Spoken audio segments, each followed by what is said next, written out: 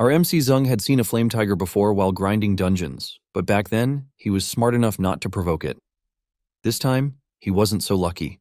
The beast that now stood before him was twice the size of the one he once avoided. The moment it spotted him, the tiger lunged, trying to crush him on the spot. Zung barely escaped, clinging to a jagged rock and leaping out of danger, but this wasn't going to be easy. The monster's reaction speed was frightening. Even when Zung struck back, the tiger blocked his attack with ease. Face to face, Zung realized the creature's hide was too thick. His blade couldn't cut through. With no time to hesitate, he launched himself into the air. The tiger reached up, but Zung slashed its hand midair, triggering an explosive burst of flames. As the smoke cleared, Zung finally saw blood. But his relief didn't last. The wound regenerated instantly. Before he could react, the tiger charged again. Zung blocked with a shielded arm, an ability from his elasticity trait, and quickly transformed his other hand into a cannon. One precise blast straight to the chest, and the monster fell. Back then, Zung was just an ordinary college student. In a flashback, one bully tells Zung he's not seen him in days and pins him to the wall. One other bully tells Zung to lend them some money so they'll let him off for today, especially since his dad's hospital bills are already in the tens of thousands, and a little won't make the difference. This annoys Zeng, but he doesn't say a word, so the bully gets annoyed that he doesn't reply to them. The bully asks him if his face is itching for a beating again, but a lady nearby suddenly asks them why they're extorting a pretty boy in broad daylight at school. The woman's name is Zhang Yayu, and she tells the boys they have some guts to bully one of her students. The other lady standing with her, Zhao Susu, says that she'd expel the boys if she was the one handling this. However, she tells them they might end up in a hospital if Miss Zhang steps in. Behind them, the present Super Raider is seen eating something as usual. One of the bullies whispers to their leader that they can't mess with Zhang Yayu because she used to run one of the school clubs, and her dad has some influence around here. The boys decide to split, but they promise to come back for Zhang. After they leave, Miss Zhang asks Zhang why he didn't just knock out these weaklings with one hand, and she reminds him that she's got his back if there's any trouble, so he won't take the fall. Susu replies that Zhang probably doesn't want to cause a scene because they'll try to milk him for medical fees if he hurts them. Eventually, Zhang tells Miss Zhang not to worry because he knows his limits, so he asks them if they wanted something from him. Susu tells him she was talking to Miss Jiang about something serious when Xia Siyue, the one eating, came to tell her that he was in trouble. Apparently, Siyue said she wasn't the one who saw him cornered, and Lin Yuting, the person who saw him, immediately runs over to ask him if he's hurt. Zhang thanks Yuting for calling them for help, and Yuting becomes red in the face that he thanked her and even patted her head. She's amazed by his gentleness and kindness and wishes she could always stay by his side. She tells him it's no big deal, and she blames those jerks for stealing the time she could have spent with Zhang. Eventually, Zhang thanks Yuting again, but she tells him not to be so polite, since they're hardcore teammates in the game. She says they have to keep playing Bio Wasteland together once he's gathered the money for his dad's treatment. Susu agrees with her that Abyss of the End is the ultimate dungeon, and they wouldn't make it through without him leading them. Susu suggests covering the medical payments he needs so he can pay her later. Zhang lightens up, but he suggests they talk about it another time because he's going to his part-time job presently. He says working part-time lets him earn money and improve himself, which is not so bad.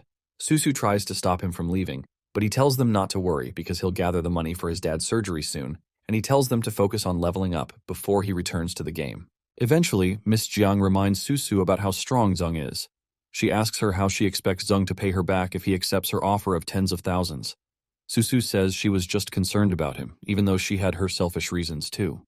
She reminds them that the level of the account of someone named Rebellion Kid isn't high, but he has top-tier skills. If Zhang stays on the team, they'll definitely conquer Abyss of the End one day. Rebellion Kid is the top-ranked player in the entire server, and Susu believes that Zhang is on par with Rebellion Kid because of his understanding of the game. Miss Jiang mentions that Rebellion Kid solo cleared the Abyss of the End dungeon, and he's already a legend in the game. But Susu says her gut believes that Zhang is even stronger than him. Eventually, Susu tells the ladies that dinner is on her and tells them they have more dungeons to run after eating. That night, Zhang tells his mom that he'll get his paycheck tomorrow, and he'll be able to cover half of his dad's surgery cost if he combines it with what he saved. He asks her to get some rest and try to talk his dad into it when she visits. After his dad's accident, the other party paid some compensation, but it only covered a small portion of the surgery costs. So he's been working part-time to help, and with the help of some relatives, they've been able to gather about half the total cost. He hopes that things will feel less stressful once he can pay half the surgery costs the next day. He's been saving nearly half a year's salary, and he realizes he misses those times of fighting raid battles with everyone in the game. It's been so long since he logged in, so he decides to log in to check things out. When he starts the game, the system asks him if he'd like to log in with the account for the character level 25 Bone Warrior. He wonders if he should log in with his account since he turned down Susu today, so he decides to use his main account, his level 99 Rebellion Kid. When he gets in, he feels some nostalgia since he's not logged in since his dad's accident. He's currently at 999 strength and speed of 999.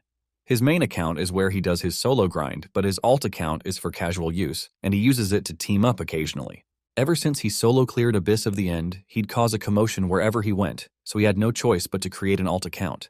Later, he joined Jiang's small squad using the alternate account and rarely logged into his main. He figures that the girls will tear him apart if they find out he's actually Rebellion Kid. While going through his messages, he finds one about a challenge prepared just for him since he's a veteran player, with the option of earning gold coins that can be converted to cash that can be used in the real world. He wonders if this is a scam, but he figures that he'd be able to cover his dad's medical bills if it's true. He decides to try it out, and when he clicks the button, he suddenly gets transported somewhere and he doesn't know what's going on. Suddenly, he notices he's able to feel physical touch, which shouldn't be possible in a VR game. When he gets up, he realizes this is too realistic, and he wonders if he actually got transported into the game. When he looks at his body, he starts to freak out, and he wonders if he's a zombie. The system welcomes him to the ultimate hidden challenge. He's told that the mutant faction in the bio-wasteland is now facing an existential crisis, and they need his help. From now on, he's the Wasteland Zombie, a low-class rotting larva. He's currently level 1, with a strength of 7 and a speed of 22. Apparently, the New Human Revival Alliance is clearing the surface zones day and night without rest. Most of the mutant faction living on the surface has already been wiped out by the New Humans, and only the high-level mutant groups in the Abyss of the End remain relatively safe. Because the high-level mutants all act independently, their annihilation is also a matter of time if they don't unify them. In this desperate time, they recruited Zung to fight against the Human Revival Alliance and help the children of the wasteland survive. Zung remembers that the mutant faction was just a bunch of man-eating monsters according to the original game settings, and it seems that they've had several updates to change character alignment during his time away. He figures that he's screwed if this game world is real and the character role has been reversed, since he's too weak to fight against powerful players. He decides to forget about leveling up or making money because he'd probably get one-shot the moment he runs into a player since he's too weak. Suddenly, the system informs him that regardless of the gap between him and the New Human Revival Alliance, he can level up and grow stronger as long as he can complete missions. He's also told that he cannot use the logout function until he's completely defeated the New Human Revival Alliance. That annoys Zung, since he's trapped, and waiting until then means his dad will be long gone before he can make the money. However, the system informs him that when he successfully saves the wasteland and returns to the original world, time will revert to the exact moment before he entered. Also, every power and reward he gains from saving the wasteland will remain with him. That intrigues Zung, so he considers that the bio-wasteland that he's in right now is no longer the virtual game world he knows. It seems he's been transported into a fully real wasteland world. Immediately, the game tells him his first mission is to defeat one giant reaver, so Zung almost passes out.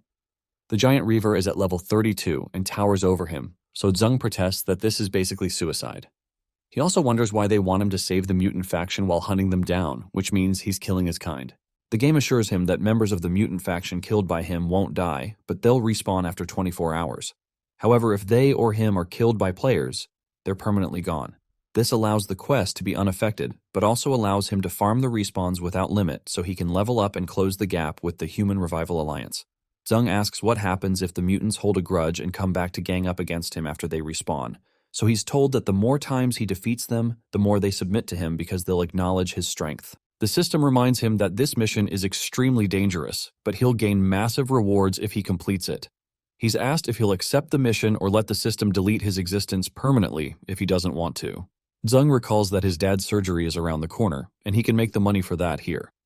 Since he's already a veteran player, this challenge makes him excited, so he decides to take the mission. The system tells him to go forth, and Zung realizes this mission was designed to screw him over from the start since they won't even tell him where he is. He decides to look around, and he notices he's in some kind of abandoned building, which means he's in the city area. Even though he's logged in during nighttime, which is when players are running dungeons en masse, he hasn't noticed any activity nearby, which means he's either in an obsolete low-level dungeon or a high-level zone that most players haven't cleared yet. Because of how damp the soil is, he figures that you can't find that in the dry, scorched surface of the wasteland. He guesses that he's deep underground in an abandoned city in the Abyss of the End. He knows high-level reavers should be located near the entrance to the Abyss of the End. The Abyss of the End was originally a network of underground shelters built by human survivors after the apocalypse. Their technology was incredibly advanced, But when war broke out between humans and mutants, those shelters suffered catastrophic damage. Eventually, the survivors fled to the human surface with the new Human Revival Alliance to rebuild, and the shelter network became the nesting ground of the mutant faction. The mutant law of survival is survival of the fittest, so Zheng knows that any mutant that has lasted this long in the shelter is very strong. For example, high-level Reavers are distributed in the entrance zone of the Abyss, especially in Silent City. Even these entrance zone mutants are several times stronger than top-tier monsters in other regions, and this place is a hell mode for players, especially because of the environmental debuffs here. Based on Zheng's past gameplay, he knows the number of monsters that spawn in this area is very high, so he needs to stay extra alert. He picks up a street vendor folding stool that has a +5 attack power, and he tries to look around to avoid stepping on traps. He cleared this place before with top gear, but this time he knows he'll be killed if he makes one mistake. Suddenly, he runs into something that looks like a monster dog. He realizes the gods of luck are not on his side, so he has no choice but to play along. Sometime later, a female Reaver that's at level 55 faces another female stalker at level 49, with slightly lower strength and speed. Nearby, Zheng hides close to a wall, and he's surprised because he's only seen male versions of Reavers and Stalkers in the game, so he wonders if it's a recent update. He identifies the Reaver as his target, but he wonders why they're fighting over territory. In the game, Reavers just followed a basic programmed patrol route, but this one seems to be observing its surroundings to find intruders. This means the AI has gotten smarter, or maybe it's not an AI, but it's conscious. Zheng realizes she's not just busy, but she's more dangerous than anything he's faced before. As the Reaver stabs the Stalker from behind, he considers taking advantage of the present situation to outsmart her. The Reaver soon takes down the Stalker, but she soon feels a small stone tap her chest, and she sees Zheng tell her to come get him. Behind Zheng, he has a cyber mine bike he found in the alleyway with a speed of +20. The Reaver roars at him, and she starts extending her tentacles to impale him. His initial plan was to speed up with the mini-bike and weave through the alleyways, but she's chasing like a maniac. Even though he has the speed advantage, she's very huge, so his speed advantage isn't enough. Regardless, Zheng knows he wants her close so he doesn't lose her. He plans to keep her on his tail for a little longer before doing what he planned. When he gets to the place, he runs past a trap and lets her step on it. When she does so, the ground beneath her implodes, and she falls into it. One of the reasons this dungeon is so hard is because seemingly safe spots often hide lethal traps. Back in the day, Zheng got screwed over so many times by these traps, so he knows where they all are. The trap the Reaver fell into turns out to be a nest trap in the Hive Valley. It's a nest of swarming mutant paralysis wasps that hunt around. Among elite monsters, the paralysis wasps have low HP and defense, but their strength lies in their numbers. Each hive houses hundreds of them, and their venom carries a paralytic effect that reduces the speed of the target. If you can't crush them quickly in one strike, they'll wear you down over time. Zheng becomes grateful that the Reaver has a mind of her own, and there's been some changes to the game because he wouldn't have been able to lure her otherwise. Soon after, the wasps start stinging the Reaver. Zheng realizes he got lucky, but he also knows that Reavers have high HP and defense, so this trap won't be enough to finish her off. Inside the trap, she starts fighting several of the wasps. Zheng estimates that by the time she struggles her way out, the paralysis wasps would have drained at least half of her HP. Sometime later, she gets out with just 100 GP left, so Zheng goes to the next step, which is to release the hounds. When he whistles, some dogs come out and Zheng jumps on them, and Zheng directs the dog to slash her, taking out 99 GP with one hit. Eventually, she's left with just 1 HP, so Zheng jumps in with his stool and smashes it on her head, taking her down completely. The dogs he uses are Shiba Inu pups at level 10. Zheng commends the dog Guangya for doing a good job, and he suggests they look out for each other from now on in the game. According to the Wasteland mechanics, zombies and zombie dogs share a high level of bond just like humans share with natural dogs. He soon starts to pet the dog, and he's glad he has the pups on his side because he wouldn't have been able to take down the Reaver otherwise. Suddenly, he levels up. The system grants him a reward and congratulates him for defeating the Reaver. He levels up from a zombie larva to a juvenile zombie at level 10. His strength goes from 7 to 51, his speed goes to 25 from 22, and he gains a beginner special skill called Psychic Shapeshift. Zheng feels a surge of strength, but he wonders what this Psychic Shapeshift skill is. The system informs him that he's received the Reaver Tentacle Skewer, which he can swallow to trigger a surprise. He's also earned 5,000 gold coins that can be used to buy gear from human city-state stores, purchase materials for base building, or be exchanged for real-world currency. Apparently, after defeating the Reaver, her affection towards him has also reached 100%, so she will obey any command he gives. That freaks Zheng out, and he wonders what the game means by any command. However, he's more concerned about the gold coins, and he learns that each coin equals 1 yuan in the real world. This makes Zeng certain he can gather the surgery money in no time. He also wonders what the system meant by building a base, so the system informs him that base construction is the next hidden reward he's about to receive. He's suddenly granted a secret base called Hope Citadel, which the system teleports them to. He and Wangzai land on their heads, but Zeng is shocked by what he sees, and he wonders if this is the legendary Hope Citadel. Apparently, this game has an incredibly detailed world-building system and a ton of history. Among all the entries, Hope Citadel is the most legendary name. According to the lore, after the world was reduced to a wasteland, the surviving humans built underground shelters and began constructing Hope Citadel. Eventually, the researchers created a gene serum that could purge the virus and restore the consciousness of mutated beings. But before they could complete the cure, a war broke out and the last few survivors were wiped out in the crossfire. The city of Hope was also abandoned, while the various underground shelter areas became lairs inhabited by the strongest monsters, forming the final dungeon, the Abyss of the End. Years later, mankind rebuilt its settlement on the surface, and that surface is now known as New Eden, the main city for players in the game. Zeng only knew about the Hope Citadel from the lore because he never found it during his previous runs. The system soon informs Zeng that the Hope Citadel was hidden away by the system's emergency protection protocol after the fallout of the shelter, but it's now given to him as his beginner refuge because neither mutants nor the new human alliance can enter this place. As he completes more missions and increases his level, the facilities and features of Hope Citadel will gradually unlock. The system tells him that his next goal is to build up the Citadel by completing quests, collecting materials, and upgrading structures. In time, it will become the ultimate stronghold for all wasteland inhabitants under his leadership. Zeng's also told that the final reward for the completed mission is inside, and the system says it hopes Zeng likes it. Curious, Zeng decides to find out what the reward is. He also notices that Wangzai seems to have picked up a scent he likes because he's not stopped sniffing since they got there. When Zeng sees the reward, he can't believe his eyes because it seems to be a zombie girl. With a smile on his face, Zeng calls the system rotten and asks if it has no shame at all. Somewhere else, Siyu freshens up and goes to her bed that's filled with junk food. She soon puts on her VR glasses to log into the game and is summoned into her account where she's level 24 with a strength of 100 and a speed of 18. She soon appears in New Eden and goes into a store. She realizes she misses the days when Zeng was there, when they'd be eating together because he usually has a lot of coins to buy food.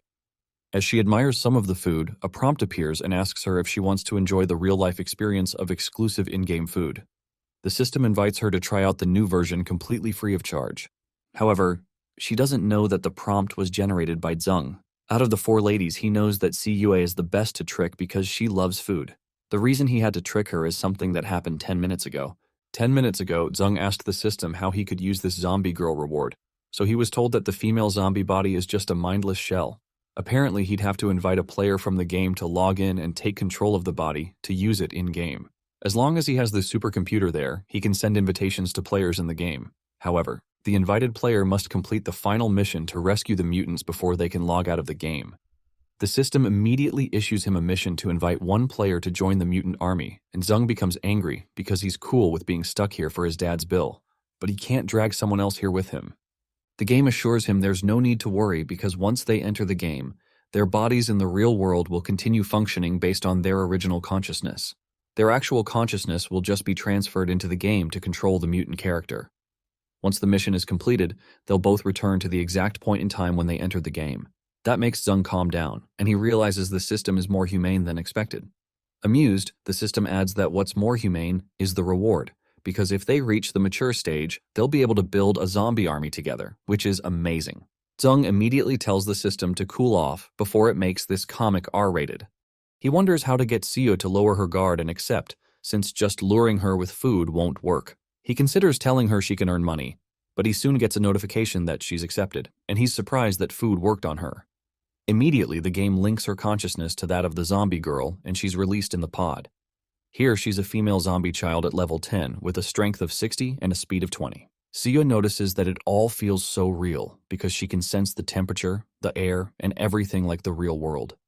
Zeng welcomes her, but she flips when she realizes the person speaking is a mutant. She rushes at Zeng and tries to attack him, but he jumps out of the way. When she attacks again, he dodges again, so she jumps back to create some distance. She's surprised that he's so fast, but she doesn't relent and leaps towards him to attack again. Before she can attack him, he tells her to wait, and he shapeshifts his hand into a shield, blocking her attack. The impact launches her backward. The system congratulates Zung for unlocking the will-based transformation skill, and he's told he can use his willpower to morph his body into any desired shape as long as he stays mentally focused. At the beginner level, he can only transform his hands, but he can use other body parts and forms as his level increases. This intrigues Zeng because he can turn his arm into a shield or a weapon. He immediately turns his hand into a sword and tells her to take a good look at herself first. When Seo turns around at the glass behind her, she realizes she's now a zombie. Zung welcomes Seo to the mutant clan, and he explains that this is the legendary Citadel of Hope that he's not conquered, which will now be the base of the mutant army, and she'll be the first member of this base. Eventually, Zung explains all the rules to Seo, and even paints a tragic picture of the mutant clan's suffering. He gave her a goal to help him save the mutant clan, and she became immersed in the game's story. The key way he achieved that was to promise her free meals and a place to stay if she joined the mutants, and it worked. The system tells Zung he's successfully tricked a player into joining the mutant army, and he's given 2,000 gold, as well as some equipment, which is basically a schoolgirl, maid, and bunny girl outfit. His new quest is to get the female zombie to wear one of the outfits, which makes Zung cringe. The system tells him not to get the wrong idea because the outfits boost combat power, but Zung doesn't trust the system. However, since he has no choice, he gives her the schoolgirl outfit and she puts it on. When she puts it on, her strength increases by 10 and her speed increases by 3. After that, the system gives him 5 gold coins for completing that quest. He's also told her affection for him has increased by 15%, and he's told getting it to 100% unlocks the fusion skill. Zung becomes riled up that he was given $5, and he says he couldn't care less about the fusion skill. Suddenly, Siyua's stomach begins to growl, and she mentions that the hunger feels so real. Zung immediately prepares some raider tentacle skewers, and Siyua's mouth starts to water because of how good it smells.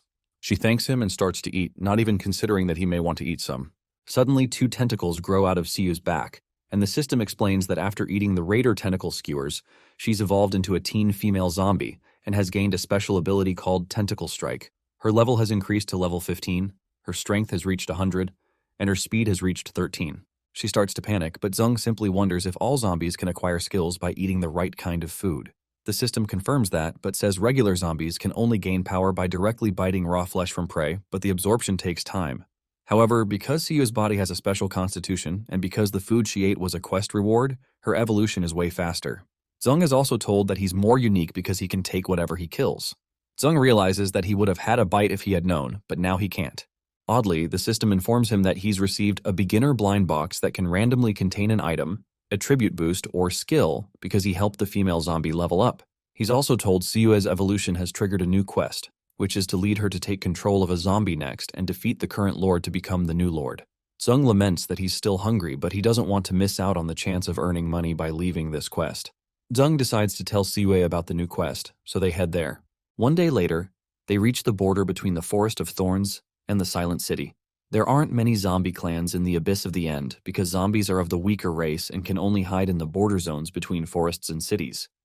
On the southern side of the Silent City, where the Forest of Thorns is, there are several mutated animal zombies. However, zombie animals rarely enter the ruins, so the border is relatively safer, and it's a good place to find food or rotting meat left behind from animal kills. As of this point, Zung and Siyue have infiltrated the inner ranks of the zombie clan, but the zombie groups in this world seem very different from the ones in typical post-apocalyptic games. Presently, they're all being ordered to line up for food, and they're told there will be no more food once mealtime is over. Normally, zombies only swarm when it's time to eat and they lack intelligence. This group seems to have high intelligence and strict management. They organize hunts around the forest and distribute food according to a set of rules. For example, young zombies who don't participate still receive food rations daily.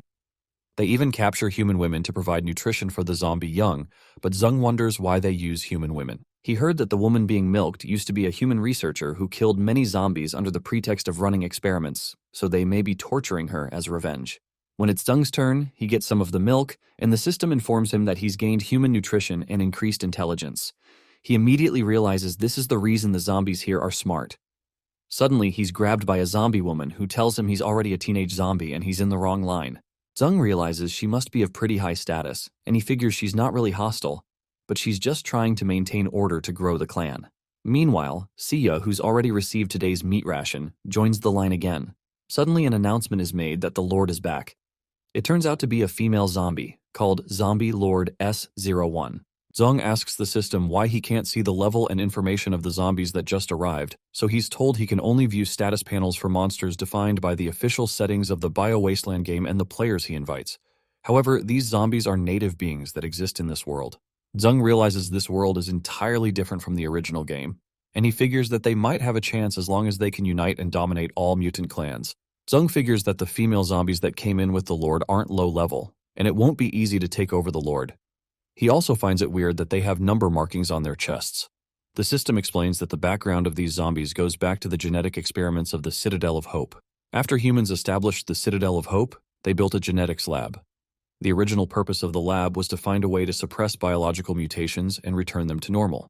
However, the research didn't go well, and the zombies that were injected with the genetic serum became more violent, and their mutations accelerated. The researchers believed it was because the male zombies carried excess hyperandrogens in the virus, so they focused on the females. So they had to number all of them to track each subject. The experiment on the female zombies was extremely cruel, and even though the research failed, it accidentally produced a super serum. Humans injected with the super serum became immune to the zombie virus, stronger and faster. It was at this point humanity turned their focus from saving mutated beings to defeating them. They began to select elite humans to inject with the super serum to make them the new humans. The first wave of new humans began hunting more mutant creatures to create more serums, but they didn't realize that the first female zombie injected with the super serum had started to change. The first female, labeled S00, was the first to evolve intelligence, which made her remember all they did to her. This caused rage and a deep genetic explosion within her that caused her experimental genes to evolve drastically. In her berserk state, she led the other zombies to break out of the lab, and the others began awakening during the escape. To respond to the emergency, the new humans rushed to the lab. For new humans, killing ordinary evolved zombies was easy, but for these advanced zombies, they were no match, and they were brutally killed. S00 led the intelligent zombies and other mutant clans to destroy the Citadel of Hope, and they drove out the humans. Since then, S00 has never been seen again, and the powerful zombies continued ruling. Zung mulls over the information, and he's glad because he feels he has an upper hand. Suddenly, the zombie lord approaches him and says he looks unfamiliar, and she also questions his creepy smirk. She asks if he's a spy from the human side and considers digging his eye out, but she's suddenly stopped by Siyue. The lord is amused that Siyue is protecting her comrade, and she agrees because the mutant clans should be brave and united. However, she wonders how a lowly zombie like Siyue evolved to have a raider skill. Eventually, the Lord commends the previous female zombie, Li Ying, for doing a good job with feeding the clan to help boost their intelligence. Because of that, the Lord tells Ying to arrange the next round of survival training. Zung realizes that Siyue is reliable, and she stepped in when needed. He wonders what the survival training is about, so another zombie girl tells him it's when they let young zombies who have reached a certain growth phase form their own teams of 3 zombies and survive in the Forest of Thorns for 1 month. Only those who return alive can stay in the nest. Zung recalls from the game that the mutated beasts in the Forest of Thorns are extremely powerful, which means surviving there will be hell difficulty. Meanwhile, Ying asks the Lord if this isn't too soon, and offers to train the kids a bit more since only 1/10 returned alive the last time.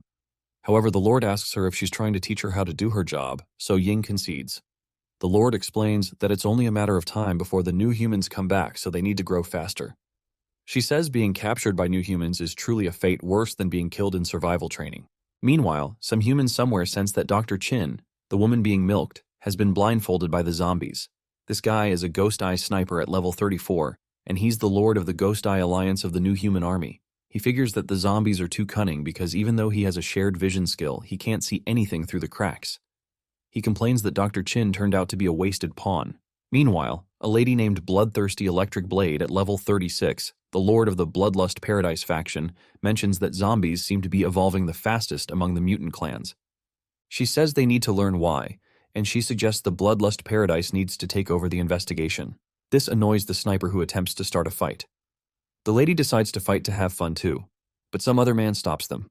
He's Iron Max X at level 39 and the lord of the Iron Science faction. Iron Max X reminds them of the price they paid to qualify for this real game world, and he reminds them they'll be wiped out in this world if they don't work together and complete the final mission, because dying here means being gone forever. Meanwhile, the rebellious one, at level 99, the new human hunter commander, says that Iron Max is right. He says that conquering this fascinating world is the true reason they crossed over into this place. Zung notices someone activating the Ghost Eye Lord's shared vision skill on the captive woman, so he guesses she might also be a player. However, he wonders why a player can get pregnant, since that's not a feature in the game. He also wonders why she didn't log off, but he concludes that she'll be useful to him. After the Lord left, the zombies of similar age were driven out to separate zones. They're congratulated on qualifying for survival training, and Ying explains the rules and tells them to listen closely if they want to make it back alive. Apparently, the survival training will take place in the Forest of Thorns and will last 1 month. During this time, they must survive and learn to hunt. Anyone who survives a full month may return, and they're told hiding is their top priority to survive, not attacking. If they must hunt, they're advised to work in small teams and not all together, so they don't make it easier for monsters to take them all at once. The deeper they go into the forest, the stronger the monsters become, so she advises them to explore the outskirts and move in gradually. The last warning she gives them is to never go to the center of the forest. They soon head out, and Zung concludes that they're sending them to die since they didn't teach them a single survival skill. One other guy agrees because he heard only one out of dozens of zombies in the last round of training came back alive, startling them. Cautious, Zung asks who he is, so the guy introduces himself as Xiao Li, and he says he trained a little in martial arts before turning into a zombie. He adds that he noticed that they sneaked in from outside, so he wants to team up with them because they're not ordinary. Zung disagrees and says they're antisocial. The reason is that more zombies mean more mouths to feed, and Siyue alone barely has enough food. Li says he knows what Zung is worried about, and he tells him that he's also awakened an ability too, so Zung reconsiders, since he'll be a good addition to their team. He welcomes Li to the team, but reminds him that he'll have to follow his lead. Later on, Li asks what their names are, so Zung says names don't matter as much as staying alive. However, Li says that's not exactly true since they're technically half dead. Shortly after, the system congratulates Zung for making a zombie friend and gives him 250 gold coins, which excites him. Meanwhile, in the Forest of Thorns Area 1, a female zombie clings to someone named Brother Jia Hui because she's scared. However, Hui acts as the macho man with the ladies and says they'll be safe as long as they stick to the edges of the forest. Suddenly, Hui and the two ladies are snatched by a mutated toadback flower frog with multiple tongues. Zeng knows from his experience of clearing Area 1 of the Forest of Thorns that many dangerous creatures lurk in the outer areas so they can hunt easily, and many inexperienced zombies get killed in the forest's outer edges. The monster soon eats up those jokers, and Zeng remembers that Area 1 is the feeding ground for mutated beasts and is full of ambushes. Area 2 of the forest is the nesting zone of the mutated beasts, and any invader is hunted down without mercy. While they're there, Siyue steals the eggs of a mutated electric viper to eat, and Zeng asks her to give them back while it chases them. Area 3 is relatively the safest zone because Area 4 and 5 are ruled by king-level mutated beasts, whom the other beasts avoid. The group soon reaches Area 3. The king-level beasts are led by the legendary King of Thorns, which is also how the forest got its name. Even on Zeng's main account, he never encountered that monster. Shortly after, they have some fruits. Area 3 has shorter vegetation, so only small-sized, low-tier mutated beasts hide here to avoid stronger ones in Areas 1, 2, 4, and 5. After resting for a day, they started hunting some small mutated creatures for practice. Li takes down a mutated giant rat, Siyue takes down a mutated piranha, while Zeng takes out a mutated porcupine. After they do all this, Zeng's system rewards him with 1,000 coins for the team's success. He also gets food rewards that include spicy stir-fried rat meat, sweet and sour piranha, and deep-fried porcupine steak. His mental attribute also gains the spike attribute. After the warm-up, they began coordinating to hunt larger mutated monsters. With solid teamwork, they went out and finally took down the mutated giant bear ape. After doing that, Zeng gets 600 gold coins, and they get a food reward of thorn ape stew. His mental morphing also gains the giantification attribute. Next up, the three of them kept teaming up to farm monsters until sunset. They don't head out during nighttime because it's too dangerous. After a bountiful hunt, Li praises Zeng's cooking skills and asks him how he keeps whipping up dishes like this on the fly. Thanks to the accumulated battle experience and stat boosts from the food, Siyue evolves again. Her body changes significantly, and her tentacles have become more terrifying. Li also shows visible evolution after eating the food. His physique became more robust, and his destructive power has jumped up a tier. Zeng also feels that his power has improved quite a bit. At this point, he's obtained 15,000 gold coins, a blind box, and the elasticity attribute to his mental morphing skill. He wonders why he can't see his level and stats number anymore, so the system explains that levels and stats were just elements from the game, but now that Zeng is adapting to the game, the information no longer appears. The system explains that this world isn't governed by levels, and those metrics no longer hold meaning for him. Zheng realizes that in this world he's free to evolve without being limited by levels, which means skills will become more important from now on. Although he's been able to test his spike attribute, he still doesn't know what the giantification and the elasticity attributes do. Suddenly he gets a new task to solo kill a mutated flame tiger before dawn. He's told that the nighttime is when the forest is most dangerous because most of the large mutated beasts are nocturnal hunters. Zheng realizes the stupid system is trying to get him killed, but he decides to go kill the tiger while testing out the new skills he got. Luckily, he's already memorized the terrain of the forest from their daytime monster hunting. Zheng remembers that he once encountered the flame tiger while farming dungeons, but he avoided provoking it so he could complete the quest. This time, he notices this one is quite big because it's about twice the size of the first one he saw. Suddenly, the tiger spots him and tries to crush him on the spot, but he latches onto a rock and jumps out of the way. This won't be easy because the tiger's reaction speed is faster, and when Zheng jumps back to attack it, the monster blocks the attack with its hand. Both of them meet face to face, and Zheng realizes the tiger's hide is too thick and he can't cut through. He considers trying another move and leaps into the air towards the monster. As the flame tiger reaches out to catch him mid-air, he slashes its hand, causing a huge release of flames. After the smoke clears up, Zheng is glad that the attack worked because he's been able to injure the monster's hand. Suddenly, the tiger's hand completely heals, and it reaches for Zheng again, who realizes he's cooked because the tiger's regeneration is way too fast. Before the monster can smash him into the ground, he blocks it by transforming his hand into a shield and remembers he still has one move up his sleeve. He transforms his second hand into a cannon blaster using his elasticity attribute, then blasts it into the monster's chest, killing it immediately. The system immediately grants him 3,000 gold coins for defeating the monster. It also grants him 2 blind boxes, as well as a skill reward called Beast Tongue that allows him to communicate with and understand all mutated beasts. He also gains the flame attribute to his mental morphing skill. After the tiger's corpse crashes, Zheng is shocked when he hears a loud noise behind him. Behind him, he spots a mutated ice tiger, a mutated thunder tiger, and a mutated Vajra tiger who asks if it was this little zombie who killed Little Tiger. Because he can understand their language, Zheng hears a cry for vengeance. Suddenly, the Vajra tiger is hit by a flame blast and is knocked to the ground in pain, causing the others to panic. They rush to save him by putting out the fire, but Zheng isn't going to let them off the hook because of all the gold he can get from burning them. With his cannon launcher in hand, the thunder and ice tigers rush towards him to finish him off. Before they can reach the ground, Zheng sticks his morphed hand into the ground and pulls out a piece of the earth right underneath him and throws it at the tigers. They break through it with sheer strength, but they're surprised by what they encounter once they break through. Zheng smirks because he had pulled away the ground to expose the magma that's burning underground. Both tigers land in the magma, and Zheng receives a 10,000 coin reward, as well as a special reward called the Crown of the Tiger King with unknown effects. He also receives 3 more blind boxes, and he gains the ice, metal, and thunder attributes to his mental morphing. 1 month later, Ying and the other advanced zombies come to look for the zombies they sent out, and Ying becomes worried that a single one of them didn't survive. S01 mentions that she had some hopes for those 2 little zombie brats, referring to Siyue and Zheng, but she concludes she was wrong. Suddenly, one of them senses a presence coming from deep within the forest.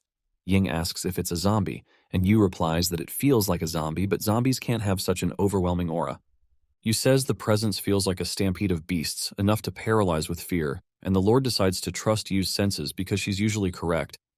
However, she wonders what the thing could be that startled Yu, who is usually calm.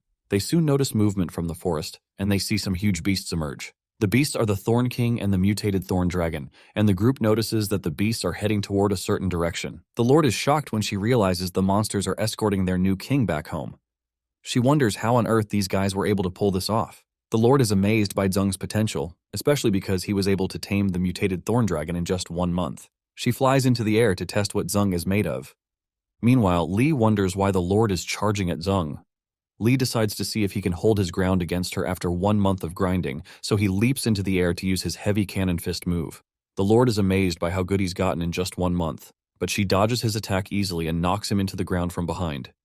After he falls to the ground, Siyue follows suit and leaps at the Lord to attack. Siyue charges at the Lord, but she blocks it with her own tentacles. She admits that Siyue is stronger than the last guy, and she's also fast, but Siyue becomes further enraged that she hurt her comrade, so she blasts the Lord with beams from her tentacles.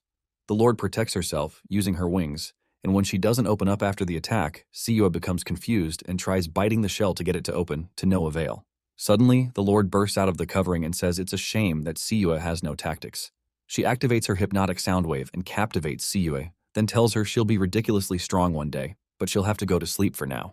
After Siyue passes out, the Lord turns her attention to Zeng, and she tells him she wasn't too hard on his teammates. She tells him he can go all out since the others won't interrupt them now, so Zeng tells her not to hold back on him and to use everything she's got. The Lord suggests they change location, and when she flies off, Zeng jumps into the air and goes after her. Meanwhile, the other female zombies on the ground are surprised by how fast Zeng is moving because their eyes can barely keep up. Zeng and the Lord clash in the air with great force, and they finally land on the ground. Eventually, the Lord says it's time for them to end the warm-up they've been having and get serious. She activates her Hell Demon Seal and transforms using the power of the night. She turns into a giant-sized zombie, triggering a huge explosion around her. She believes Zeng has potential, but he won't listen unless they beat it into him. When she tries to crush him, she's surprised when he holds back her punch with one hand, even though he's much smaller than she is. Zeng tells her she's mistaken and kicks her in the face in the blink of an eye, knocking her backwards. He explains that he's not here to become someone's protege, and he tells her he's here to lead her, not support her. He activates the power of the dragon and uses the armor form of the Thorn Dragon King. He offers to show her the result of his full month of hard work and releases a dragon's roar that petrifies the Lord. She's surprised because Zeng is using the power of the Thorn Behemoth Dragon, and she wonders how he's able to use it too. The impact of his attack causes her to lose her giant form, and she returns back to her normal size. She's shocked that she lost the fight, so Zeng tells her she'll be terrifying in the future, but for now, he'll make her one of his commanders. She becomes angry and says she only let her guard down, so Zeng explains that he used 1/10 of his strength to beat her, but her remaining energy isn't even enough to maintain her fake form. She becomes stunned by that statement and realizes he knows her secret. Apparently, she's much smaller inside, but the bigger form is a blown-up one. At this point, Zeng has 350,000 coins, and he's also gotten the King of Thorns skill that allows him to summon mutated creatures from the Thorn Forest. He also has the power of the dragon, which provides the armor and abilities of the mutated Thorn Behemoth Dragon. Zeng picks her up when she reduces to her normal size and tells her she doesn't need to know how he knows her secret. Confused, she wonders if this guy is a magic corpse. In a flashback to the past, the original zombie that released the others from the prison told the present Lord, Xiao Fu, that she's leaving everyone in her care. She tells Fu to fight for the others, but Fu tells Ling, the first advanced zombie, that she can't do this alone. Ling explains that there's something important that she has to take care of, and she tells Fu to believe in herself because she's the new leader. So she doesn't let Ling down. Fu has led the horde and has escaped human raids for years. However, with this guy in charge, she hopes that the zombie horde might actually have a shot at striking back since he's much stronger than she is. She immediately bows to Zeng and asks him to lead them, referring to him as Lord. Immediately, the system congratulates Zeng for defeating the zombie nest leader and gives him 10,000 coins. Zeng pats Fu on the head and promises to lead everyone and help them survive. Suddenly, Fu asks him why he challenged the mutated thorn dragon beast and asks how he beat it. And Zeng remembers that it was because the stupid system set him up again.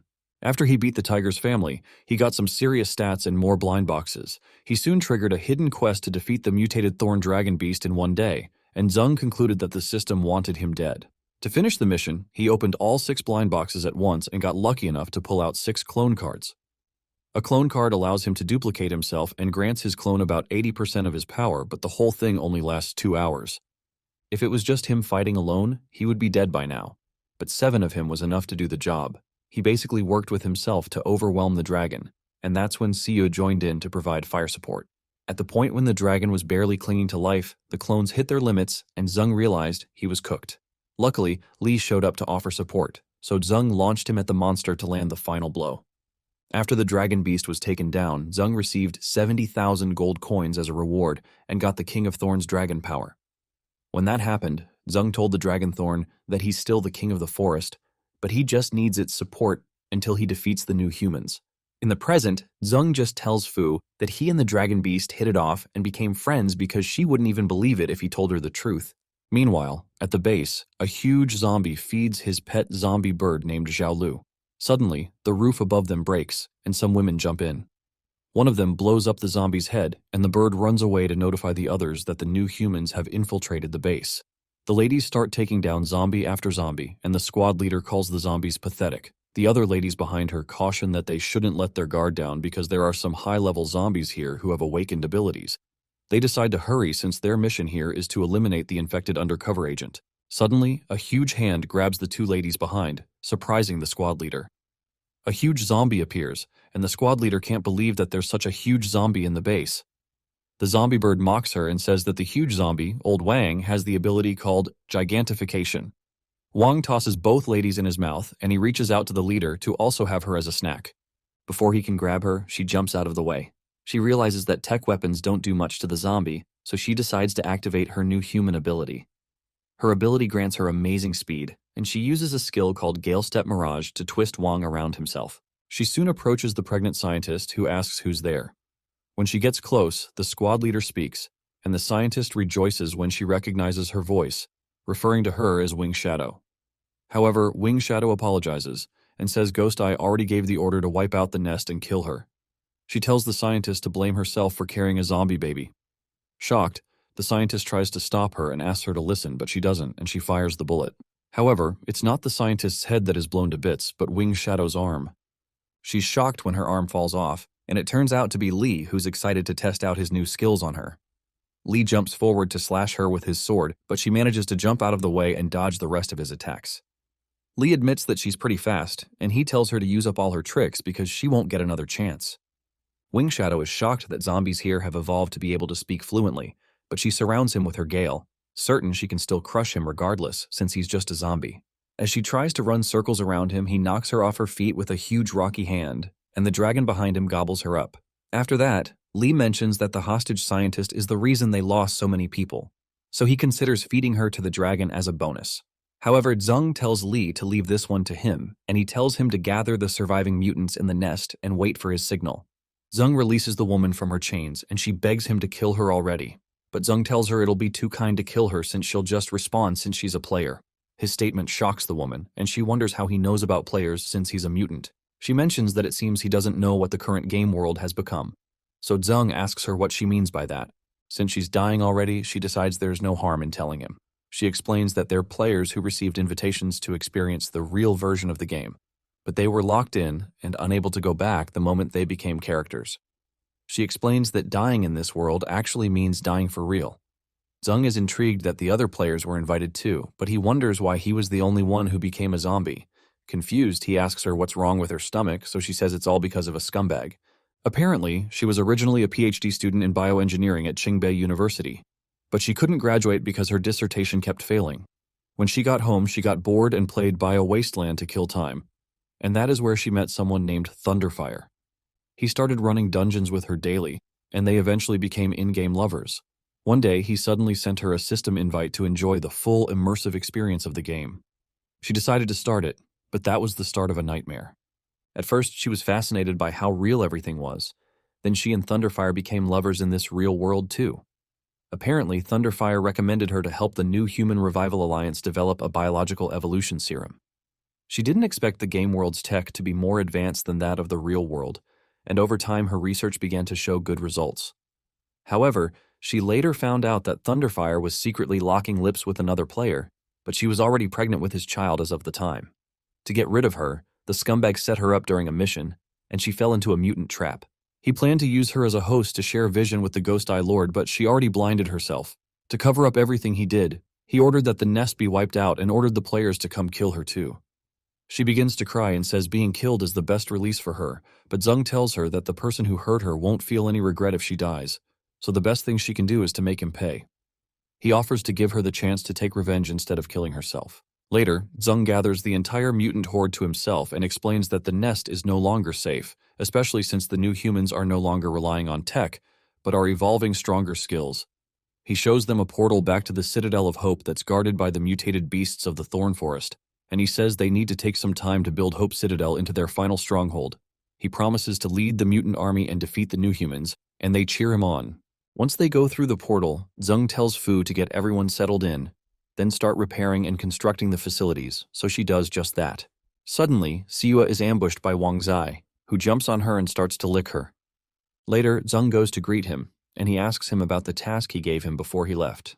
When they move in, Zheng is happy to see Wang Zai gathered over 100 zombie dogs for him like he requested. With the dogs on patrol, he believes that the city's security is covered. After having worked for a month, Zheng decides to take a break. Suddenly, the system informs him that Hope City has enough builders, but they need a large number of energy cores to restore full operations. Apparently, these cores exist in extremely hostile environments where living beings can't survive, and only cyborgs can collect them. He's told to go to the mechanical wasteland to find and activate all hidden cyborgs. Zung becomes annoyed that the system is giving him another quest when he's so spent, and he argues that he's never heard of cyborgs in the game after playing for many years. The system tells him that the official game data is limited, but it informs him that a new body is already being grown in the incubation chamber. He can invite a player to link with the body and activate the character who will help him with this mission. Zung realizes he's already drawn the best sucker, Siya, with food, so he wonders who he can drag in again. Suddenly, Siya ambushes him from behind, and she tells him she's hungry, which gets him worried. What gets him worried is that she called his actual name, so he asks her how she knows he's the one, especially because he hadn't revealed his true identity. She points to the display over his head, so the system informs him that players whom he invites are placed on his team, and as such, they can see his name. Zung gets angry because the system didn't tell him that earlier, so he realizes he can only invite people he trusts because the players will know his real identity. It's clear that he can only invite his closest friends, so after he gives Siya some food to eat, he asks her if she thinks he should invite Professor Zheng, Senior Susu, or Junior Yuting. Siya simply replies that she thinks she needs more meat, so Zung ignores her and considers the fact that the cyborg looks like a high-tech creation. He recalls that Susu's family is invested in intelligent robotics now, and she's been named the sole heir to the company. After she took over the company, she immediately changed focus and merged AI with cell response tech to create bionic bots. But she's been stuck at a bottleneck that could get the company in serious trouble. He considers the fact that inviting her might help her too, so he does that. Meanwhile, Susu, who's having a nap, wonders why she's receiving a message from the game so early. She decides to log in to check it out, and she appears in the game world. When she checks the message, she finds out it's from Zung, who says he's in serious trouble inside the game and she's the only one who can help him. However, he promises that she'll benefit too because she'll be able to unlock the hidden cyborg class if she enters the immersive version of the game. She knows it's really Zung because he calls her by a name only he uses for her, so she decides to accept it in case he's really in trouble. When she does, she's suddenly transported into the cyborg's body. When she becomes conscious, she's surprised by how real it all is. She notices she's become a cyborg, and she notices the tech is way beyond any she's encountered in the real world. Shortly after, Zung welcomes her back to the team, but she becomes cautious when she spots the zombie. She wonders if Zung has become a zombie, but she refuses to believe that because mutants are evil. She immediately threatens to destroy him if he doesn't hand the real Zung over. She blasts him with her powers, but Zung blocks her attack with a shield. Susu is surprised that this zombie is this strong, so she decides to go all out. As she prepares to attack, Siya wraps her up with her tentacles. She tells Susu it's Siya and explains that Zung didn't lie to her. She asks Susu to focus her vision on Zung's head, and she'll be able to see the party info for all players. Confused, Susu tries it out, and she's shocked to find out that Zung is the zombie nest leader. Later on, Siya explained all that's going on to Susu, so she finally calmed down and accepted reality. She finally understood the mission objective, and she began activating the stored memories of the cyborg to search for relevant info on the new quest. After doing that, she was able to lead them to a long hidden elevator bay in the Citadel of Hope. It turns out that both the energy cores and the location of the cyborgs were located underneath the Citadel of Hope. As they go down the elevator, the temperature starts to rapidly increase, so Zung brings the ladies close and creates a covering around them to protect everyone from the heat. He quickly built a small ice shelter, but noticed it's slightly hotter inside, possibly because of the hot ladies smashed against one another. Eventually, the elevator comes to a stop, and they step out. To their surprise, they're engulfed by water, and Susu wonders how they're underwater when the coordinates point to this place. Regardless, Zung tells her to lead the way so she tracks down the cyborg location. While they're swimming, Zung notices some mutated merfolks, and he's surprised because they're a species only mentioned in the official game lore. The mermaids seem excited to come close, so Zung stays to look at them for some time, but it's a cover, and things suddenly go awry. Before the mermaids can attack him, Zung impales them with his spikes. Zung was able to see through their camouflage because he's read about their true nature in the official guide, and he knows their strength is in their numbers. Shortly after, they're surrounded by another group of merfolks, and they realize they have no choice but to fight. Zung starts to freeze them, and Susu steps up by blasting any mermaid in her sight. Meanwhile, Siya stabs the mermaids with her tentacles. Suddenly, the merfolk stop attacking as if something scared them off. Susu immediately notifies the team to take cover because she's detected a large creature nearby. It turns out to be a legendary mutated evil megalodon, and the team goes to hide. Suddenly, the megalodon is grabbed by another huge monster, the mutated titan squid. who prepares to have him for dinner. When the squid sucks in, the entire team is dragged along. Shortly after, they end up inside the octopus. Inside the octopus, they find some sort of building, so Susu identifies the place as the location of the energy core and the cyborg army, referring to it as the legendary ghost ruins. Zheng wonders how the ghost ruins ended up inside the mutated Titan Emperor squid, so Susu figures that humans probably tried to ditch the energy core and the cyborg army base into the sea, and the squid must have accidentally swallowed it. When they move in, they notice several inactive cyborgs on the ground, so Susu says that her data refers to these cyborgs as the Titan female core, the strongest force in the cyborg army. Apparently they consume a lot of energy because they're huge, so they went dormant after they ran out of power. They decide to quickly run past these robots because of how creepy they are, and Zheng mentions that he feels like they're watching them.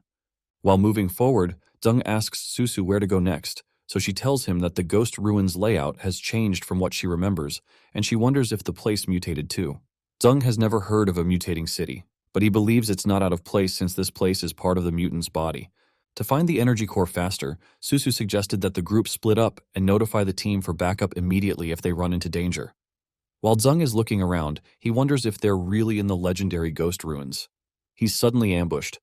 The person ambushing him wonders why a zombie would be here and if the zombies continued evolving after the chaos. However, he decides to treat Zheng like trash and feed him to his Titan Emperor squid baby as a snack. Suddenly, the system apologizes to Zheng for the delay and gives him the reward for completing the cyborg body mission with his teammates, which is 20,000 gold coins, a penetrating strike combo, and a blind box. His new mission is to recover the cyborg leader, Dr. Mecha. Zheng now has a few other skills that include death evolution, which allows him to recover and undergo maximum evolution when near death.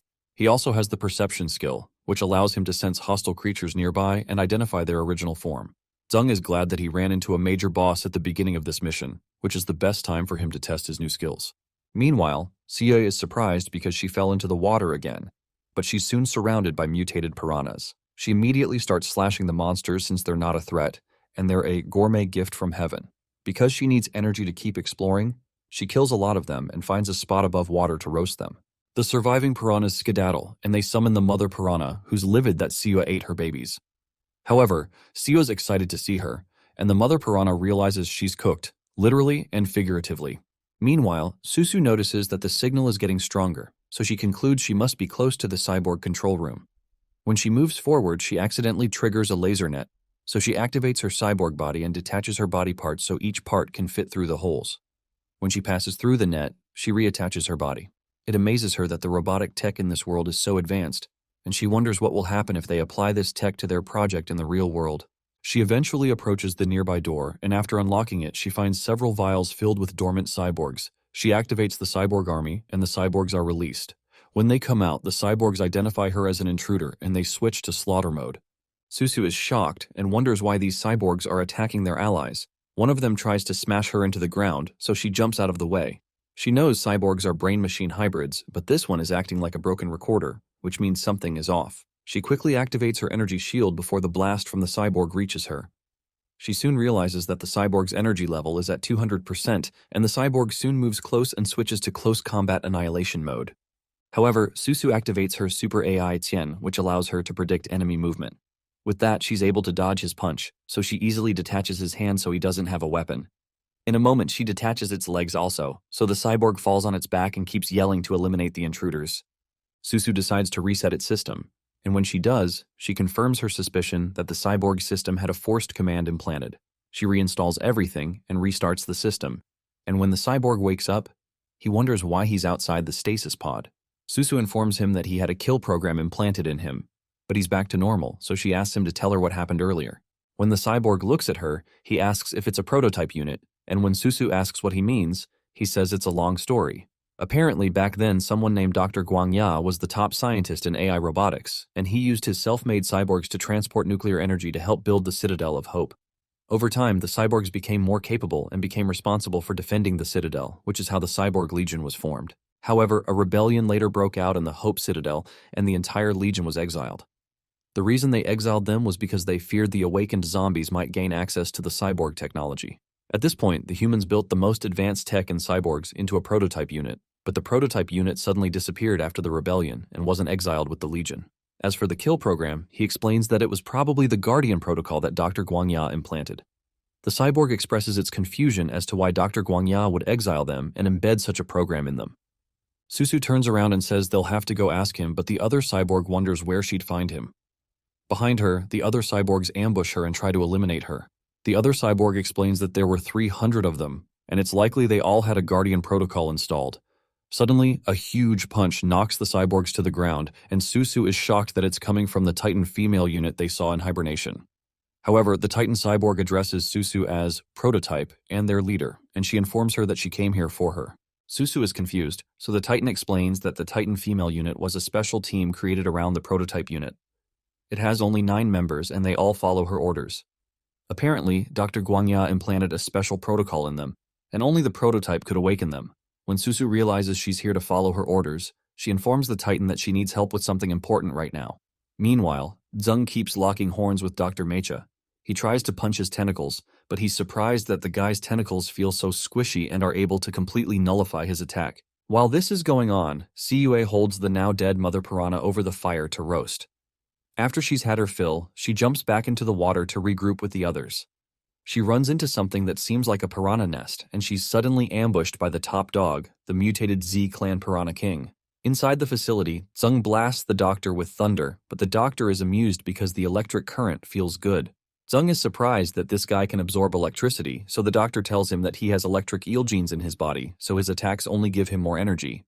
In that case, Zeng decides to roast him alive, so he blasts him with fire. However, the doctor blocks the attack easily, much to Zeng's surprise.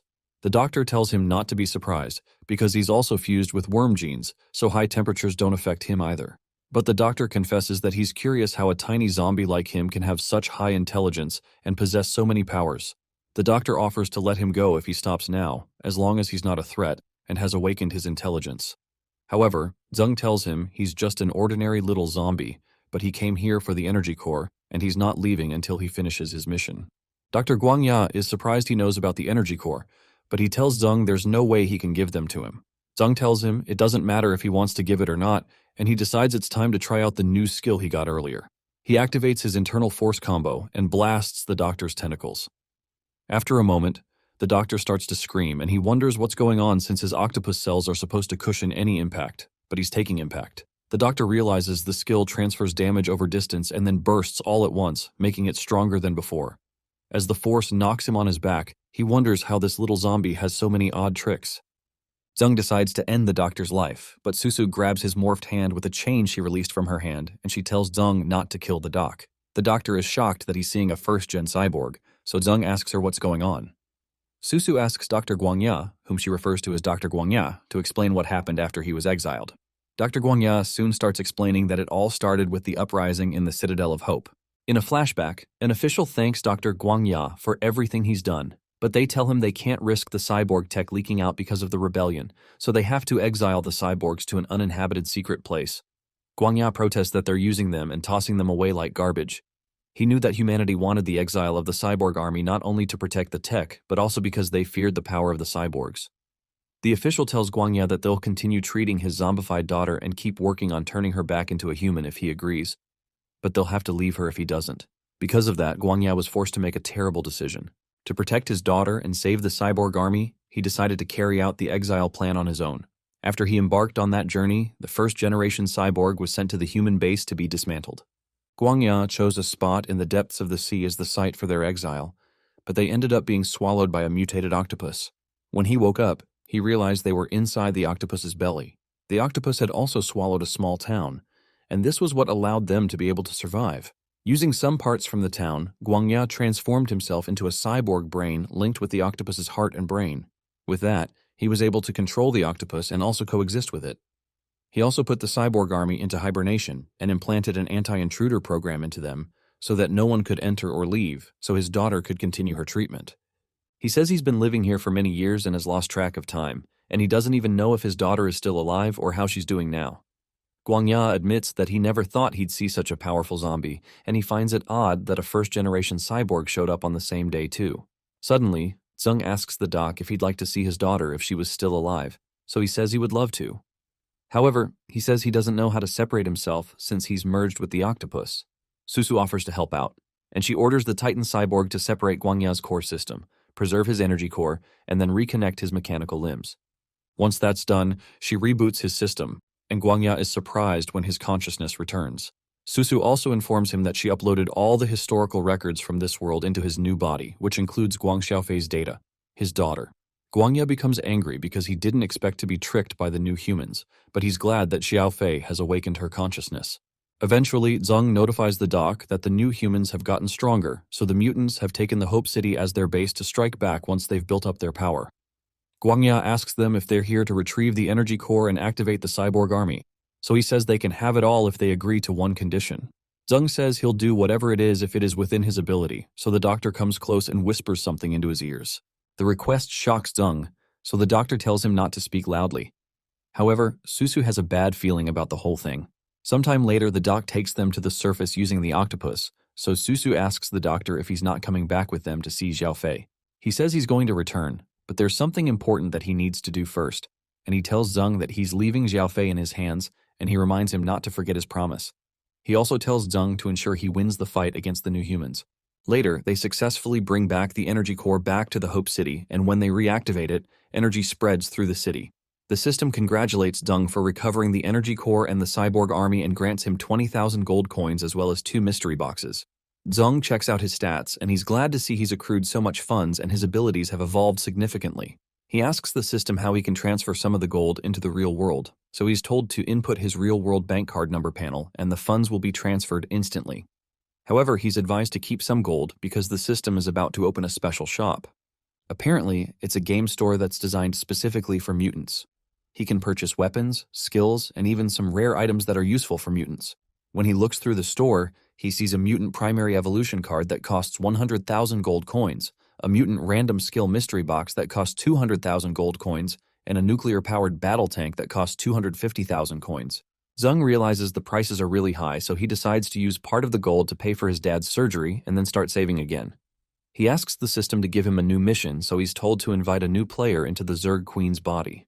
Zheng looks at the new body in the pod, and suddenly he remembers that he forgot to bring Siyue back from the mission. Meanwhile, Dr. Guangya heads out to see his mutated Piranha King baby, Big Bao, and he brings a huge fish for the Piranha King to eat.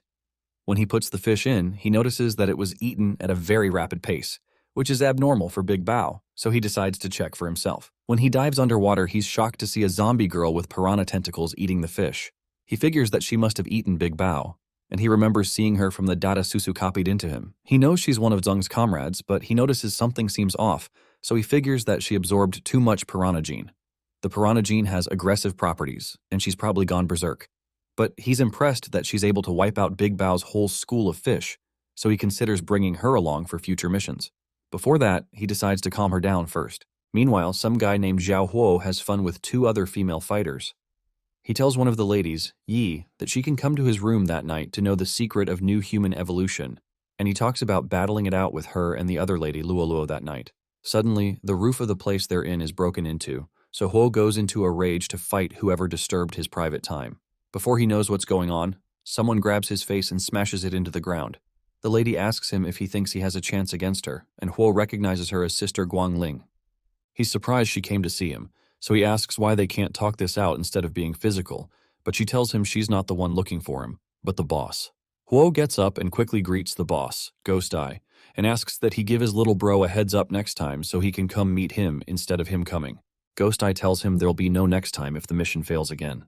That surprises Huo, and he says he can't believe that Feng Ying and her team failed, especially since Feng Ying is one of his best fighters. He mentions that he also told her to bring 2 other helpers to ambush them.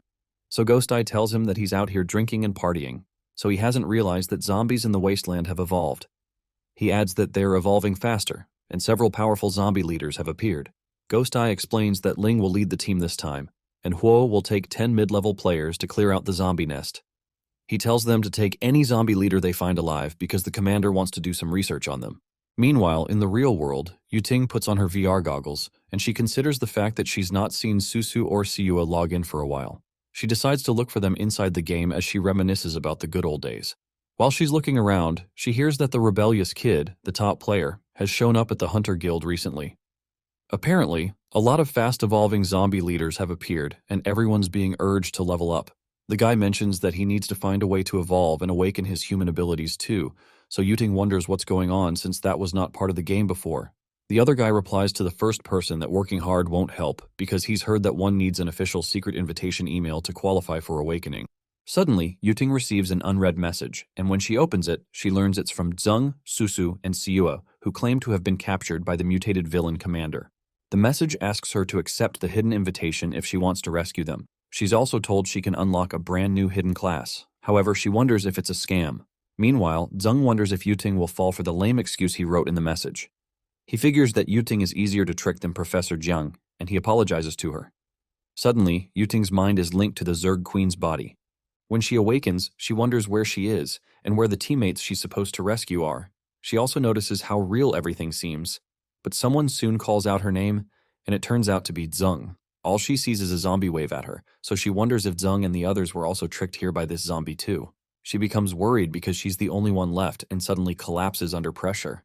Zeng rushes to catch her and he quickly tells her that he's Zeng. However, she doesn't believe him, especially because there's no way Zeng would turn into a zombie. She asks him if he hid all her seniors somewhere and threatens to tear him to pieces if he doesn't give them back. Suddenly, huge bugs appear around her, and Zeng wonders if this is the ability of her current form.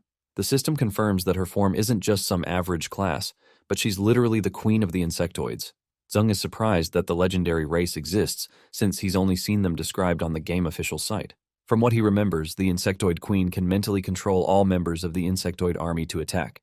So he figures that trying to explain things now won't work. She soon orders some of her insectoids to attack him, so Zeng jumps off the ground and prepares to fight her until she calms down.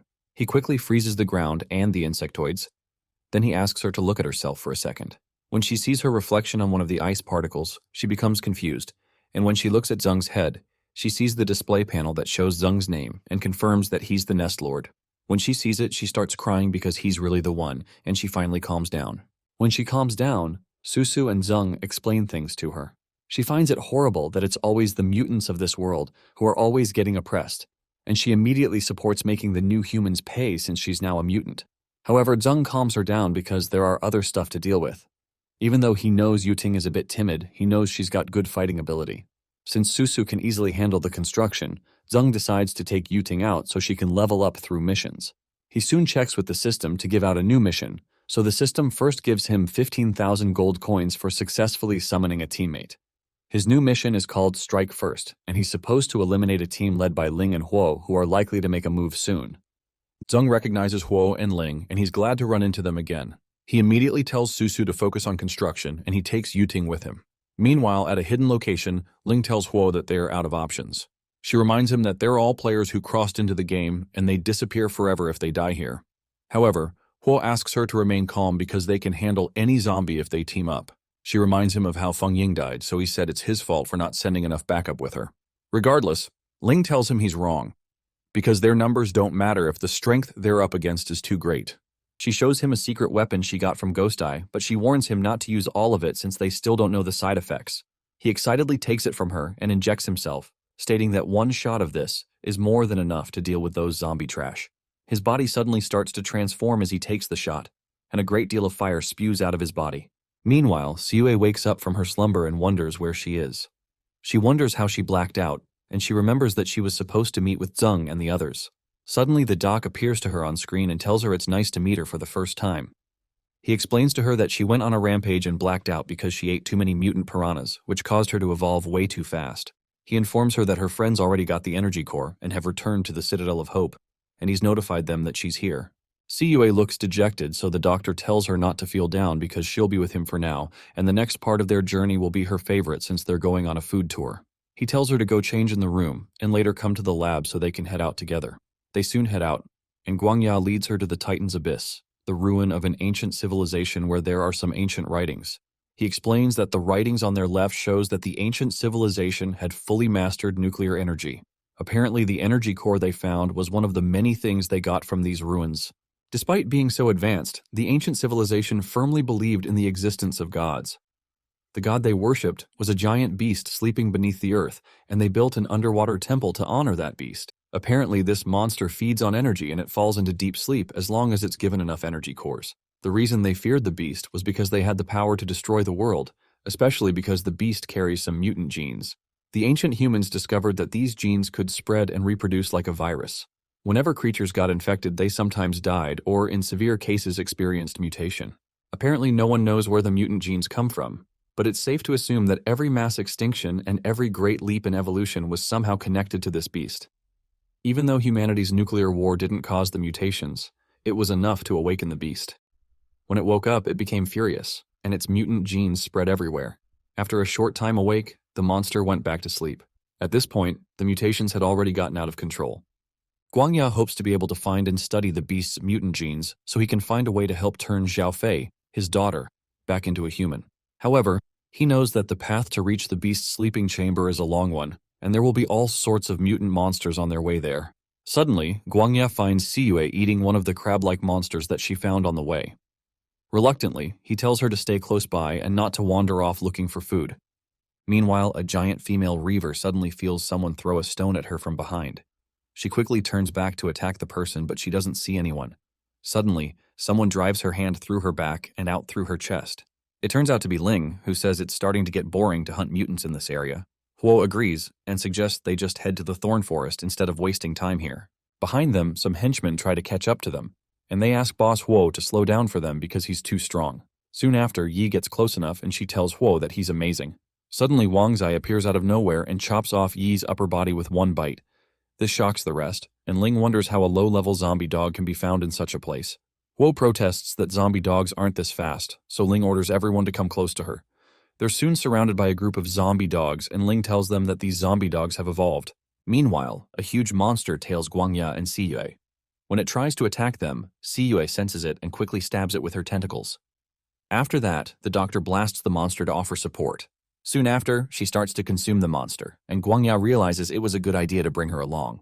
Moments later, they swim above the water and they find a place that Guangya believes should be the temple. When they look around, Guangya finds it strange that the legendary beast isn't there since it's supposed to be. He wonders if the legend is a fake, and while they aren't looking, one of the statues opens its eyes, with its body covered with mutant genes. Guangya also wonders if they have to meet certain conditions to get the beast god to appear, but the mutant gene soon leaks out of the statue and tries to grab them from behind. Before it can attack them, Siyu blocks it with one of her tentacles. Immediately, all the statues in the temple are overtaken by the mutant cell. Guangya is surprised that the statues came to life, and he wonders if it's the same creature as the legendary beast. He starts to blast the statues, and he successfully breaks down some of them. However, the parts of the statues that split apart become separate beasts, so Guangya quickly tells Siyu to focus on defense so as to stop the monsters from multiplying. When he turns back, he's surprised to find out that she's already using her tentacles to eat up one of the monsters, so he concludes that he was just overthinking things. Siyu latches onto all the monsters using her tentacles and starts to feed on them one after the other. Meanwhile, the members of Ling's team have been injured, but she and Huo are still on their feet. She wonders how zombie dogs suddenly evolved, and Wang Zai soon steps out to face them again. Huo covers his body with fire and states that these dogs are nothing since he's in his secondary evolution form. He dashes towards the dogs with fists covered in fire and knocks several of them back, causing Wang Zai to move backwards. Huo laughs that the dogs are scared now and he should have transformed sooner, but Ling tells him not to get too confident because he can lose too much stamina by going all out. Suddenly, they notice an attack from behind and they jump out of the way to avoid the attack. It turns out to be the scientist lady they abandoned a while ago, but she's now a zombie, and she has a zombie girl on her shoulder. Huo recognizes her as Tai, but he doesn't believe Tai can become a zombie. However, Tai reminds him that he abandoned her a long time ago, and she promises to tear him limb from limb. Huo doesn't seem moved, and he tells her he's going to kill her, so Tai sends her child to attack them first. Shortly after, Ling is forced to retreat to the top of a nearby building, and she wonders how all these zombies got this strong. She's soon ambushed by S09, who tells her there's no need to run because she'll meet her end today. Ling tells her to piss off and kicks her in the guts, but S09 asks her if that's all she's got. S09 grabs her by the feet and smashes her into the ground, but Ling quickly uses her power to bounce back on her feet. With her back against the wall, Ling realizes using the substance Ghost Eye gave her is the only way out of this, so she stabs herself with it, and her form begins to change. Massive energy soon pours out of her body, but S09 still jumps ahead to come pummel her. Ling hadn't expected the zombies who were test subjects to be this powerful, however she's certain she can take her down after her secondary evolution. She launches a punch into S09's face and kicks her, sending her flying a few feet away.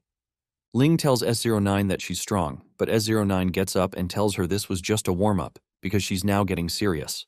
S09 soon twists her head, and 4 other arms pop out besides the 2 she had before. This surprised Ling, but S09 simply grabs her 2 arms with 2 of hers and pounds her face with the others. When she's knocked down, S09 asks Lord Zeng what she should do with her, so Zeng commends her, and he refers to her as Dali. He tells her to take Ling back to the base because he needs to interrogate her. He had hopes that Ling would be much stronger because he wanted this to be a chance for Yuting to get some practice. However, he knows that the new humans will certainly send out stronger players. Before that, he plans to get some information about the state of things on their end. Meanwhile, Siyue laments that she's so full from eating so much. Guangya wonders why the god still hasn't appeared after Siyue has eaten so much. But Siyue suddenly begins to vibrate and starts to vomit some blood. The blood causes a trail of light to activate beneath their feet, and Guangya figures out that this temple is actually a passageway, and they needed the genes of the legendary beast for identification. They soon begin to descend, and Guangya wonders where the passage leads to. Somewhere else, a huge dinosaur eats another one that's just going about his business. Suddenly, the huge dinosaur is attacked by a larger monster that rips its head off. The monster is clearly imbued with the mutant genes, which is seen bursting out of its body. Suddenly, the monster notices the huge throne from the temple descending into their domain. On the throne platform, Guangya and Siyue are shocked by the sight.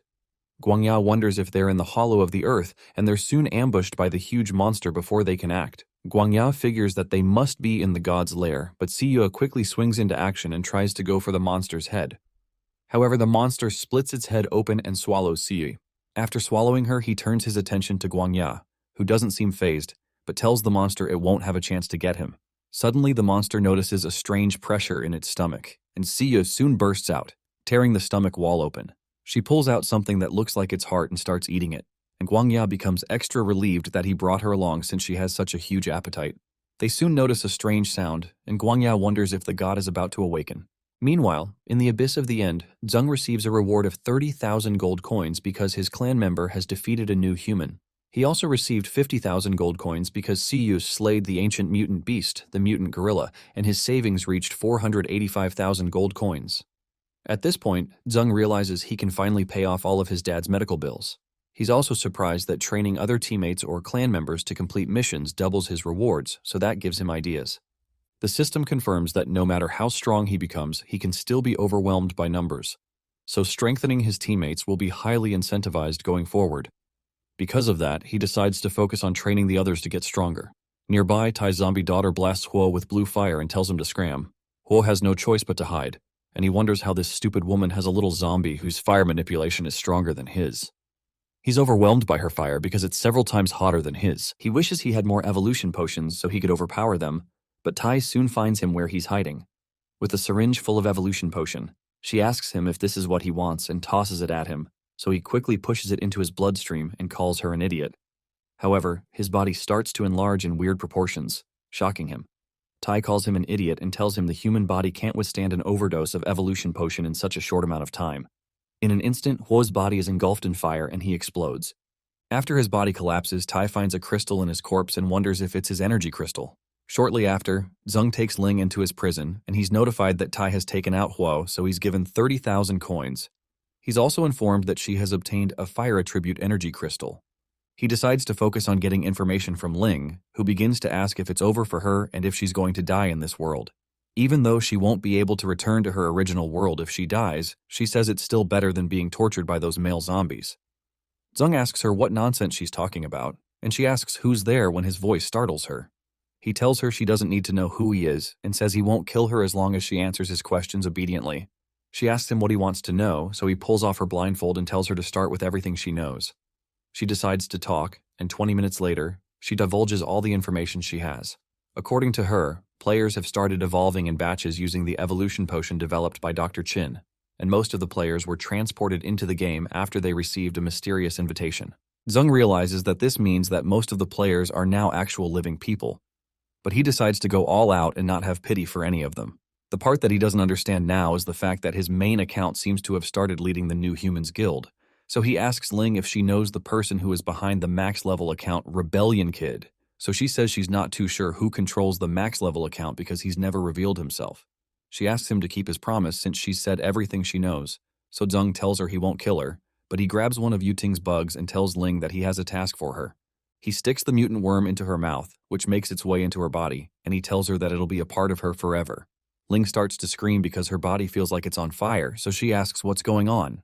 Yuting explains that the worm can enhance the ability of the host, and she says her power level should increase in a bit. However, she must obey their every command, or the worm will make all her internal organs rupture immediately. Immediately, Zheng tells Ling that her next mission is to stay by Ghost Eye's side, and he says he'll give her orders through the worm. Shortly after, Ling returns to Ghost Eye, and she laments that they almost succeeded but she was useless, but he tells her it's fine as long as she made it back alive. He says they'll rally the evolved players in their team to launch a major counterattack. However, the Iron Clan Lord tells Ghost Eye to give it up and stop embarrassing himself. He says it's time for the Iron Clan to take care of things, but Ghost Eye calls him an idiot and asks if he has any idea what the zombies have evolved into. He says they aren't afraid of new humans, so there's no reason they'll be afraid of Iron Max's pile of scrap metal. Regardless, the Iron Lord replies that fear stems from the lack of firepower. He explains that his Iron Girl's 2.0 battle armor's firepower will completely overwhelm the zombies. Meanwhile, at night in the real world, Miss Jiang stretches in the bathtub after working overtime that day. She decides to check out the game for some fun, and she logs in.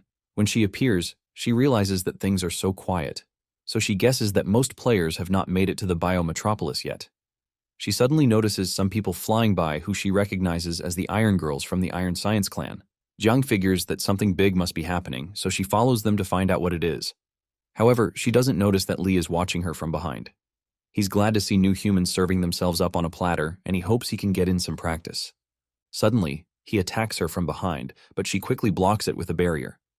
Regardless, he smashes through her barrier and knocks her toward the ground, so she wonders how this zombie is so agile. Because the power gap is way too big, she decides to call for backup, so she shoots a signal into the air. Li notices the 3 different mahjong tiles she shot into the air, but Jiang hopes that the others will see her signal. She remembers a conversation with her teammates where they decided on the 3 mahjong tiles since they look like Morse code for SOS. Regardless of whether they show up, she grabs her sword to at least enjoy this fight against the zombie. She dashes towards Li with her sword and shield, and they both face off in close combat. However, Li tells her this is the end for her because she's still too green. When she tries to cut him, the sword doesn't pierce him, so he pushes his hand into her shield and starts to break it apart using his hands. When he breaks the shield, he tries to punch her, so Jiang realizes she has to restart the game and wait to respawn. She wonders where her teammates are and why they're never online. Suddenly, someone blasts Li away before he can attack her. It turns out to be Zheng and Yuting, who immediately tell Li to stand down. Jiang becomes worried that the zombie managed to radio for backup before her teammates got there. But Zheng stops her from acting, and he tries to explain things to her. When he gets close, she punches him in the face and logs out of the game immediately. Confused, Zheng wonders why she didn't wait because he was just about to explain that the signal flare was their little secret. Meanwhile, the Iron Girls rain fire on a zombie's nest, and their leader tells the other girls to capture the leaders alive if they can and eliminate the rest. While the ladies rain fire on the zombies beneath them, one of the advanced zombies attacks the Iron Girl's squad leader, but she manages to dodge it. She tries to slash her again, but the squad leader quickly dodges it. The zombie uses the covering clothes on her body to attack the leader, who signals to her comrades to attack. The squad leader tries to shoot the female zombie, but she quickly jumps out of the way and circles behind her. The squad leader realizes the zombie's moving too fast and she's unable to land a hit, so she calls for reinforcements. Moments after, other Iron Girls join her and they circle the female zombie. They all try to attack her at once, but she keeps avoiding every attack because of how fast she's moving. Suddenly, one of the Iron Girls notifies their leader that they have a problem because the horde of zombies fled towards the center of the forest, and the bandaged zombie had followed after them. The leader realizes the bandaged zombie was just stalling for time to let the others escape, so she orders her team to pursue them and let no one leave. When they get to the center of the forest, they're shocked by what they encounter. It turns out to be Susu, who came with an army of cyborgs to clean up the mess. The squad leader orders her team to prepare for battle, but Susu deploys a huge magnet that starts to suck in the armor of the Iron Girls. With their armor pulled off, they start to fall to their deaths. Meanwhile, Miss Jiang logs out and wonders what just happened. She wonders if the zombie was talking to her and what it was trying to explain, and she becomes worried that the game is updating too fast for even veteran players to keep up. In his base, Zheng reads the game's policies and confirms that game accounts are deeply bound to the player through facial recognition, so they can't be traded or stolen. Because of that, he believes the new Human Alliance leader, Rebellion Kid, shouldn't be his account. He decides to get Ling to investigate when the chance comes up. Suddenly, the system notifies him that a new zone called Dark Icefield has been opened to him in advance. and he's told to subdue the mutants in this zone before the zone is open to all the players on the server. Zung wonders why they're opening another zone he's not heard of when he's not even conquered the Abyss of the End yet. However, the system tells him it's better not to ask too many questions, because this is what he needs to know. Apparently, many players in the New Human Alliance are also people who migrated through invitations, and they've awakened special abilities. Those players have become true new humans, so the game will open more zones to provide them with leveling experience. Meanwhile, Siyue keeps eating the flesh of another ancient monster she slayed, and her appetite doesn't cease to amaze Guangya. Suddenly, a green light appears beneath them, so the doc tells her not to panic because he believes that the stone slates correspond to the map of this world. He notices a section called the Dark Ice Field, and he wonders why he's not heard of it, but Siyue simply asks if there's yummy food there too. Suddenly, the entire hollow earth begins to vibrate, and some bird-like creatures fly over the top of their heads. Guangya wonders what they are, but Siyue is excited to eat a big bird. However, Guangya holds her back so she doesn't get a stomachache. They decide to observe things from a bush, and when they get a closer look, they see some sort of angelic being surrounded by other winged people who clearly have mutant genes in them. When they come down, one of them says the Dark Ice Field section has been activated, which is strange. Another one asks who did it, but the previous one says they can worry about that later, but they need to focus on the ritual for the ancient true god. When the giant beings leave, Guangya figures that these giants must be the kinsmen of the ancient true god. Suddenly, Guangya is grabbed by the being that was in the midst of the others, who identifies him as a 7th-generation game creature.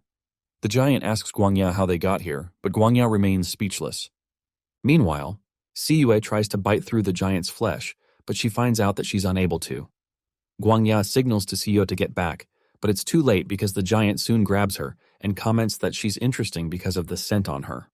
He figures that she was able to devour a judgment guard, which is extremely interesting. The giant says that their bodies shouldn't be able to withstand the demonic sounds here, but he's amazed by the evolution of these 7th-generation game creatures. The being throws them through a vortex beneath his feet and tells them to go back for now, and says they might meet again one of these days. Suddenly, Guangya and Siyue land in an ice field, and one of her tentacles coughs out the tissue she bit off the angelic being. Meanwhile, the other giants return to the first one, and they refer to him as Grand Duke Abaddon. Abaddon declares that it's time to start the ritual to welcome their true god, Satan. In the Abyss of the End, Susu and the cyborgs pull off the armor of the Iron Girls.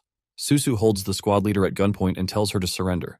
Meanwhile, Ghost Eye becomes angry when he uses his ghost vision to spot that the Iron Girls' legion was completely wiped out. Nearby, the Lord of the Bloodthirsty Paradise, Electric Blade, reminds them that she said to leave the zombie horde for them to handle. She says it's not too late for them to clean up their mess, but the Iron Clan leader says he'll handle his own business. He declares that he's going to test the power of his newly developed alloy battle armor. Electric Blade suggests they compete to see who gets more prey this time, so the Iron Clan leader takes her up on the offer. Meanwhile, in the real world, Miss Jiang considers the weird encounter she had, and she wonders what a zombie would want to explain to her. Because she can't figure it out on her own, she decides to find Zung and the others to discuss it first. Soon after, she locates them, and when she asks if they know what's going on in the game, they all tell her that they don't know. Jiang immediately senses that something is wrong, so she grabs Dung seductively and pleads that just the two of them log back in to pay those monsters back, but she notices that the other ladies don't interfere, which is unlike them. The other ladies don't respond, so Jiang realizes that they've been replaced. She decides to go back into the game on her own to find an answer, so she logs back in. This time, she appears in a place that she doesn't recognize, and Dung appears behind her to welcome her. He explains to her that this is his territory, the Citadel of Hope, but she rushes at him to kick him in the face. Zung quickly dodges the attack because he's certain she'll be able to shatter his head with that kick. He tries to stop her, but Jiang considers fighting to the death against him since it's only one zombie. Zung tries to stop her and tells her to let him finish talking, so she pulls out her sword and asks him if her friends are acting strange because of him.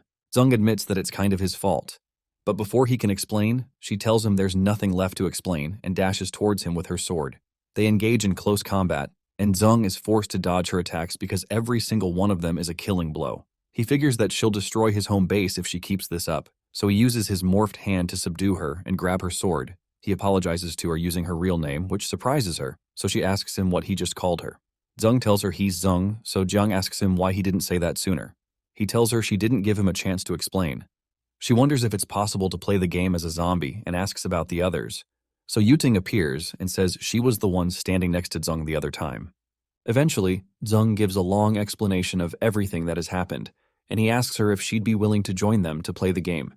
She immediately says she understands, and Zeng is surprised by her decisiveness. Soon after, her consciousness is transported into the body of one of the zombies, so they follow Zeng out to their territory. When they get here, Jiang is amazed by the sight of their home, but Li soon rushes to announce that they have an intruder. It turns out to be the boss of the bloodthirsty clan who crushes Li under her feet and asks Zeng if he's the boss around here.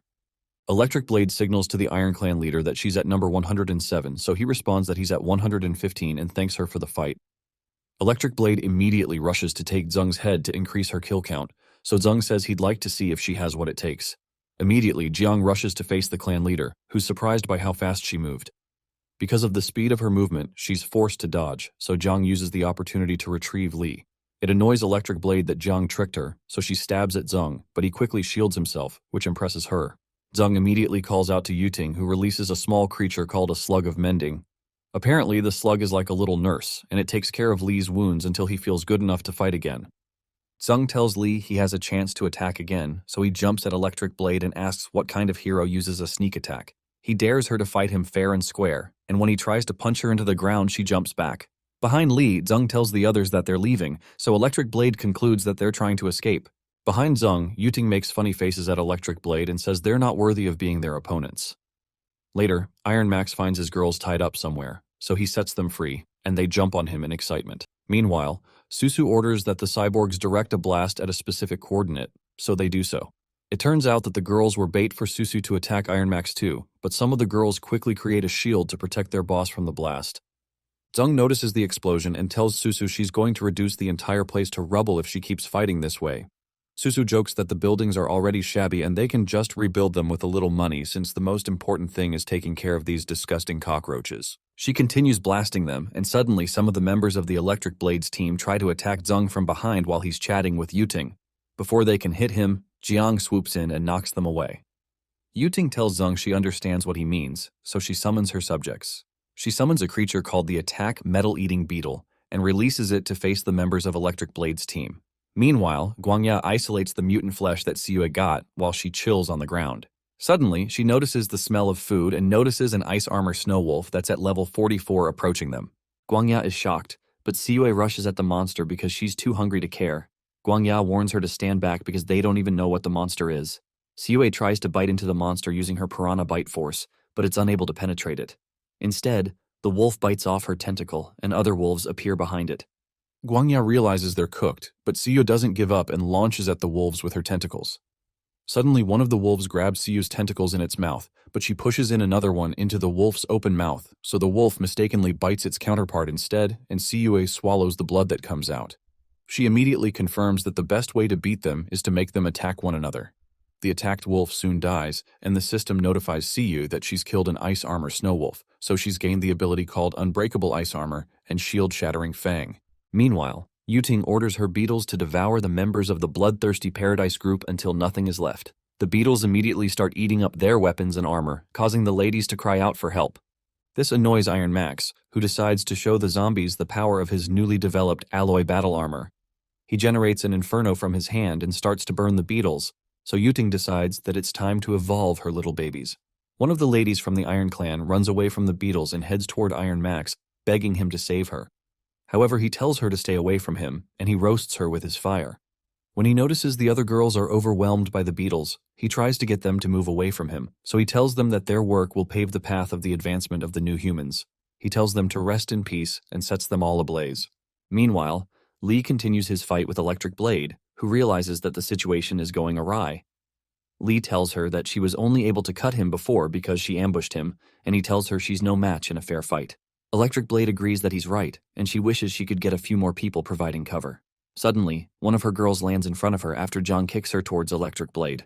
Li jumps towards Electric Blade to punch her and tells her that her comrades are about to be wiped out, and he tells her to surrender quietly. However, Electric Blade says she'll only surrender in his dreams, so she breaks out an evolution potion and consumes it. Doing that causes a destructive energy to burst out of her body, and she becomes empowered, so she tells them she's going to kill them. She dashes towards Li, who tries to block, but ends up getting some of his body chipped off. He wonders how this crazy girl suddenly became this strong, and he realizes things are not looking good. As Electric Blade moves forward to attack again, Zeng appears in front of Li and freezes her sword using a skill called Flash Freeze. This surprises her, so she's forced to leave the blade and retreat. Zhang tells Li not to chase her so he doesn't get roasted by Iron Max, who seems to be going insane. He's also impressed that the evolution potion can strengthen the human body to this extent. Meanwhile, Electric Blade tries to calm Iron Max down and tells him to fight his way out of here with her. He's surprised that she used the potion, but she says they'd all be dead if she didn't use it, so she suggests they escape for now. Iron Max activates his boosters, and they fly away. He admits that they've underestimated the abilities of these monsters, and they'd have to get back to the boss with news. Zhang asks Zeng if they should pursue, but he tells them there's no need because the news of their loss will stop the others from coming for a while so they can have some peace. Zeng starts to lament because of the damage caused to his zombie lair, and he has to spend 200,000 gold coins to rebuild the lair. When he does that, the system congratulates him for completing the hidden mission by cooperating with his teammates to achieve victory and rebuild his home.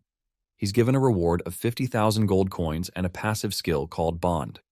He wonders what this skill is, so the system explains that the Bond skill allows him to share about 50% of the strength gained by teammates when they obtain new skills. Immediately, he's told that he's gotten the abilities of the Ice Armor Snow Wolf called Unbreakable Ice Armor and Shield Shattering Fang because of the wolf that Siyu killed in the Dark Ice Field. He's impressed by Siyu's achievement, and Susu mentions that she's received a distress signal from Dr. Guangya along with the coordinates. Immediately, Zeng says Susu and Jiang will come with him to find the doctor and Siyue, while Yuting stays back to protect the lairs from possible attacks. Meanwhile, Guangya wonders if the distress signal he sent went through, especially because the electromagnetic interference in the ice field is really strong. Suddenly, Siyu says she detects something yummy, and they soon find a Snowfield Titan tribe. Shortly after, Zeng and the others reach the dark ice field, carried by the female Titan cyborg.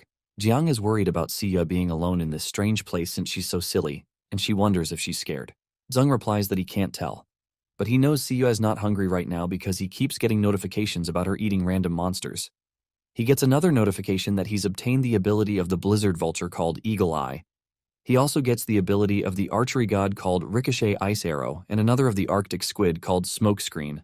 He says she's nearly eaten her way through the land, sea, and air. Suddenly, Susu gets a warning that they're about to encounter a blizzard 200 meters ahead, so she says they have to change course. However, it turns out it's too late, so Zeng uses his tentacles to hold his teammates so they aren't blown away. The intensity of the blizzard increases, knocking the female Titan backwards, so Zeng covers everyone, including the Titan cyborg, with a shield, so they aren't hurt by the fall. Because they're enclosed in a ball, they bounce off several rocks and they're knocked around inside the ball. Zeng notices something soft behind him and touches it. When he turns around, it turns out to be Jiang's melons, so she asks him if he's had his fill of touching, so he quickly apologizes. She tells him to hurry up and get off her, so he says something is pinning him down and he can't get up. It turns out to be Susu, who presses her own melons into him.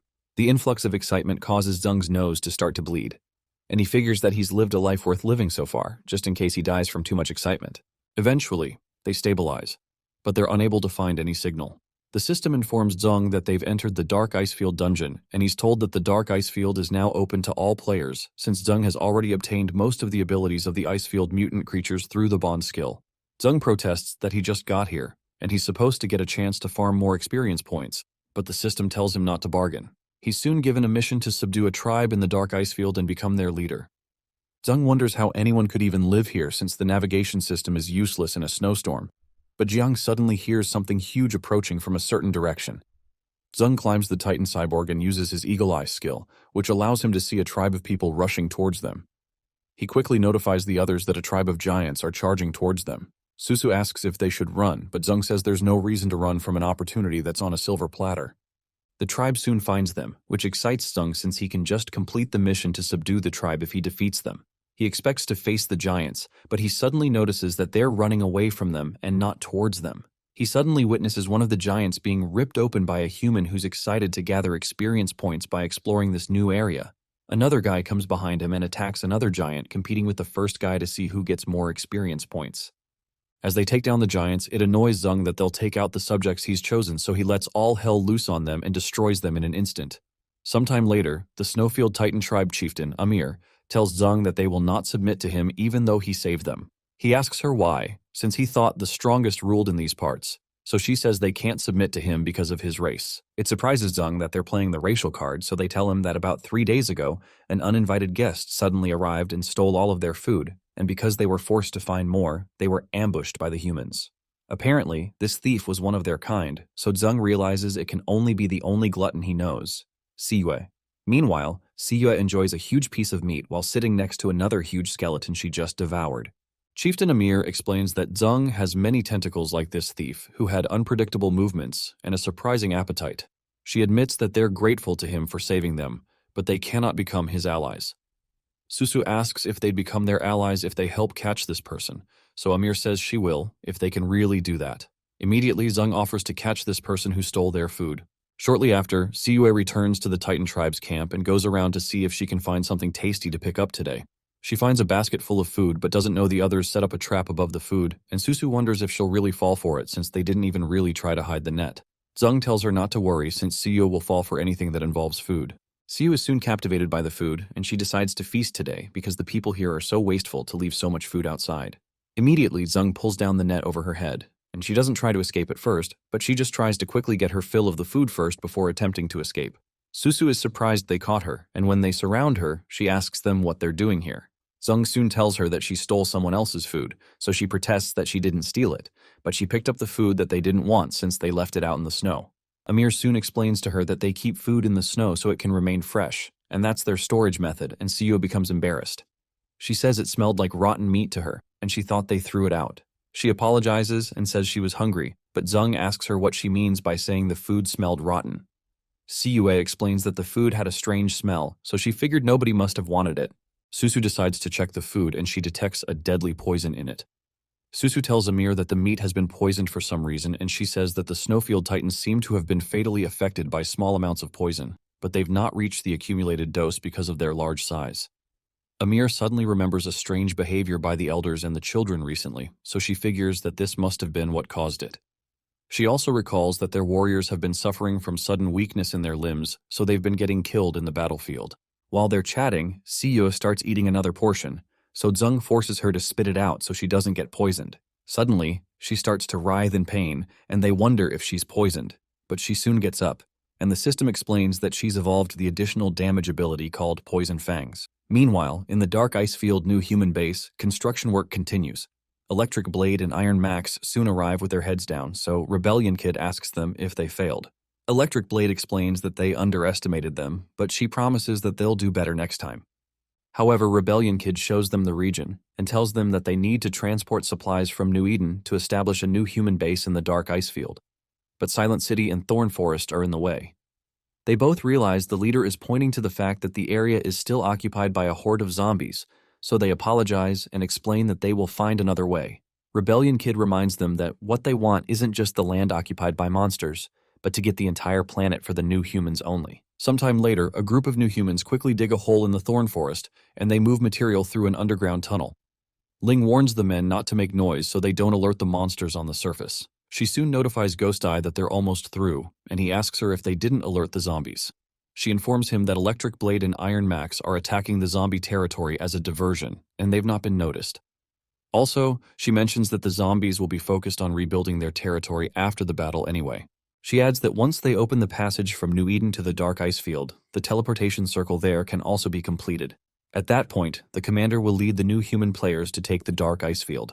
However, Ghost Eye replies that he believes that the commander's determination to build a base teleportation circle in the Dark Icefield is unnecessary. He recalls that one of their doctors, Dr. Victor, has developed a virus that targets mutant monsters, and the Dark Icefield will be the first test site for its development.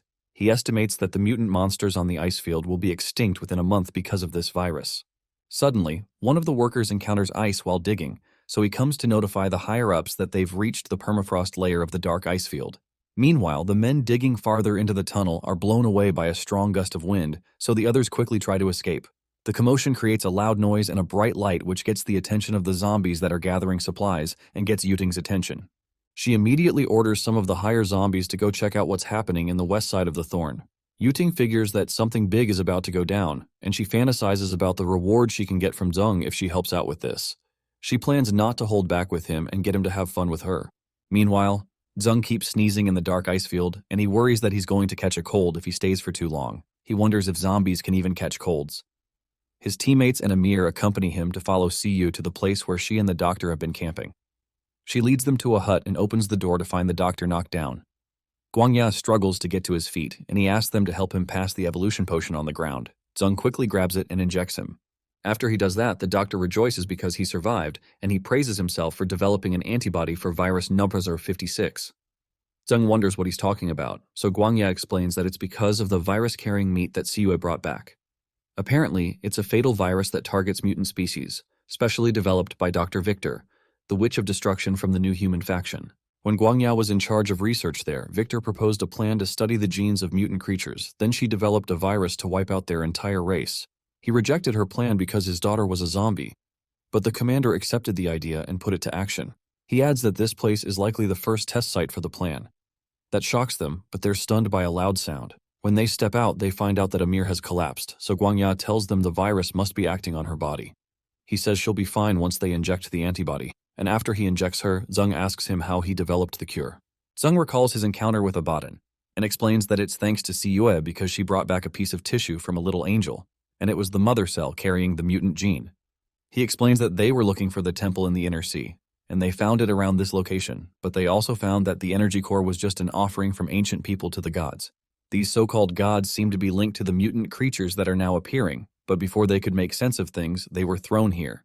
Zeng mentions that they may be able to get more information about biological mutants if they could find other energy cores, so Amir says there's an energy core in the ice field, which surprises Zeng. Meanwhile, in the thorn forest, the advanced zombies rush to the west side of the forest, and they find several workers frozen in blocks of ice. T09 wonders where all the ice came from, and if they're going against a mutant ice tiger, but the bandaged zombie says she doubts it because the boss already took care of the mutant tiger family a long time ago. T09 suggests they smash the ice and find out, but the bandaged zombie suggests they report what they saw first and come back with reinforcements to be safe. However, T09 suggests they check out what's inside first, so they'll at least have something to report when they get back. Meanwhile, Ghost Eye watches them from afar, which annoys him.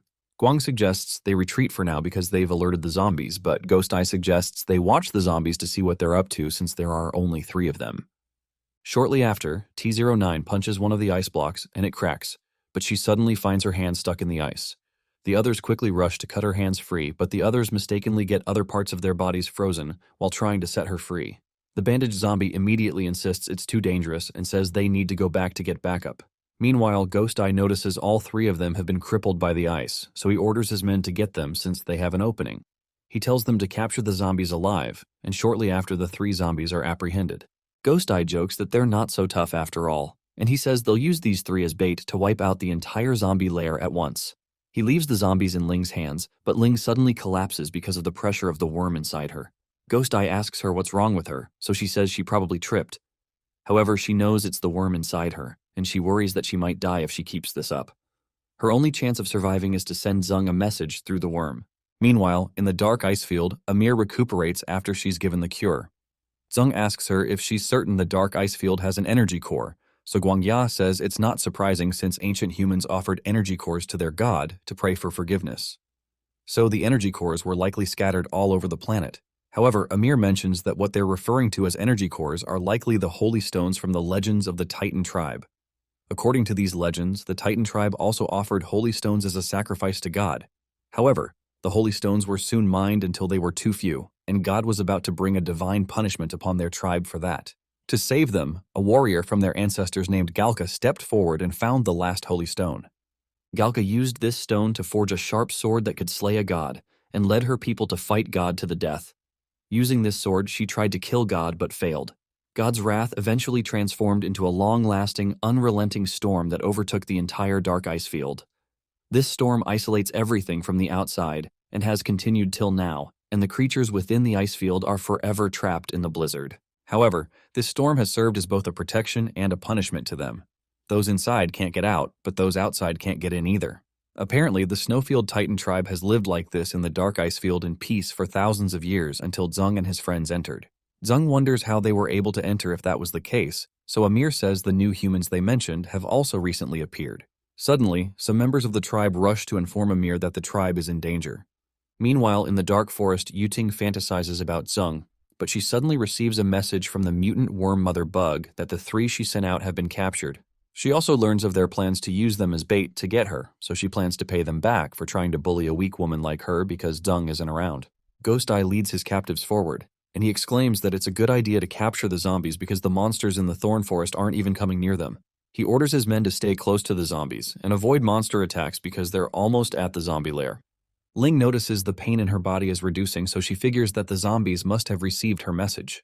Suddenly, they all become alarmed because the ground starts to shake, so Ghost Eye wonders if the stupid storm is chasing them. Guang soon notifies him of a huge bug towering over them, and they realize they're cooked. The bug knocks the men off their feet with one attack, and they begin to run. The diversion gives the zombies a chance to run, but Ghost Eye tells his men to stay calm and fight. He tells his men to open fire, so they open fire on the huge bug. After the smoke clears out, they realize the bug was unaffected, so they resume trying to escape. However, it's too late because they're soon cornered by Yuting, who stands on the bug's back and asks them where they think they're going. She tells them there's no escaping from this place, and Ghost Eye realizes they're cornered.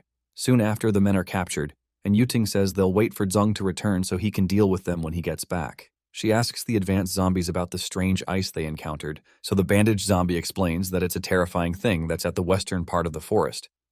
Yuting finds that interesting and asks that they lead her there. When she gets there, she sends her metal-eating beetles 2.0 at it, and they start breaking it up.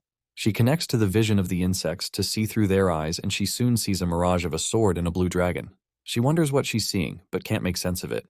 Meanwhile, in the dark ice field, Amir and her tribe women struggle to hold the line and not let the new humans break through. The new humans open fire on them, and Guangya tells the warriors to quickly inject the weak titans with the antibodies he provided while they handle the attackers. When the titans are injected, great power breaks through their bodies and they transform into strange beasts. This excites Guangya, and he recognizes it as atavism. He's amazed that beastmen didn't go extinct, but they evolved into the snowfield titans and were trapped in the ice field. Guangya figures that the beastman tribe that used to live on this continent gradually lost their animal characteristics and grew larger in size due to the climate change and the need for survival. He hadn't expected that the tissue genes from the monster would have the ability to cause biological atavism, and he hopes to be able to study it later. Suddenly, they notice a huge explosion happen at the entrance of the village, and they notice some shielded new humans with heavy firepower. Susu says it's no use because the enemies have the advantage of numbers. She takes out some of them, and so does Siyue. But Siyue also admits that they won't be able to hold them back any longer. However, Jiang asks the Titan tribe to join her to fight so they can support the other girls. They soon join the fight and help take down several new humans, but Susu wonders why so many new humans suddenly appeared.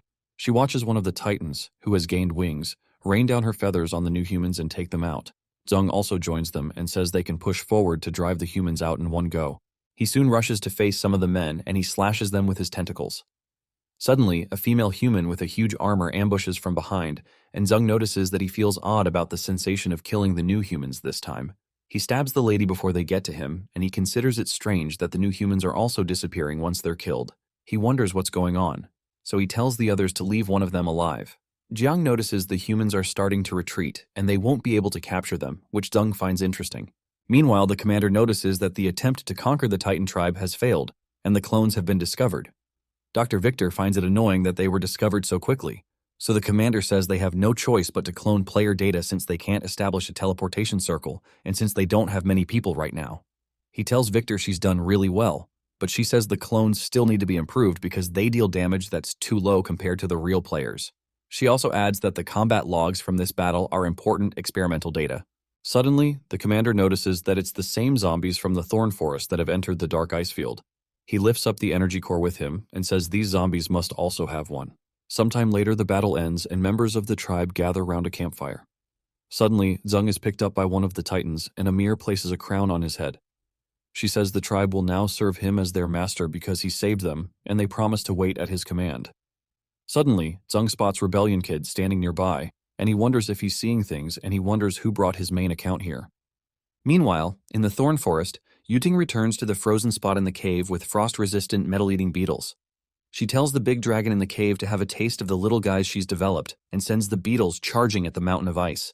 The beetles start to break up the ice wall until they break through and find the dragon inside. Once inside, the dragon blasts the beetles with its ice-cold breath, but they're unaffected, and they begin to attack it. This causes a storm to rise in the dark ice field, and Amir mentions that the dragon god is angry. Because of this, the members of the tribe quickly bow and make obeisance, but Zheng wonders what dragon god they're referring to. While he's distracted, the commander of the new humans escapes, and Zheng tries to chase him down. Suddenly, he gets a new mission notifying him that the Dark Icefields Snowy Mountain dungeon has opened, and he's to tame the ultimate boss of the Snowy Mountain.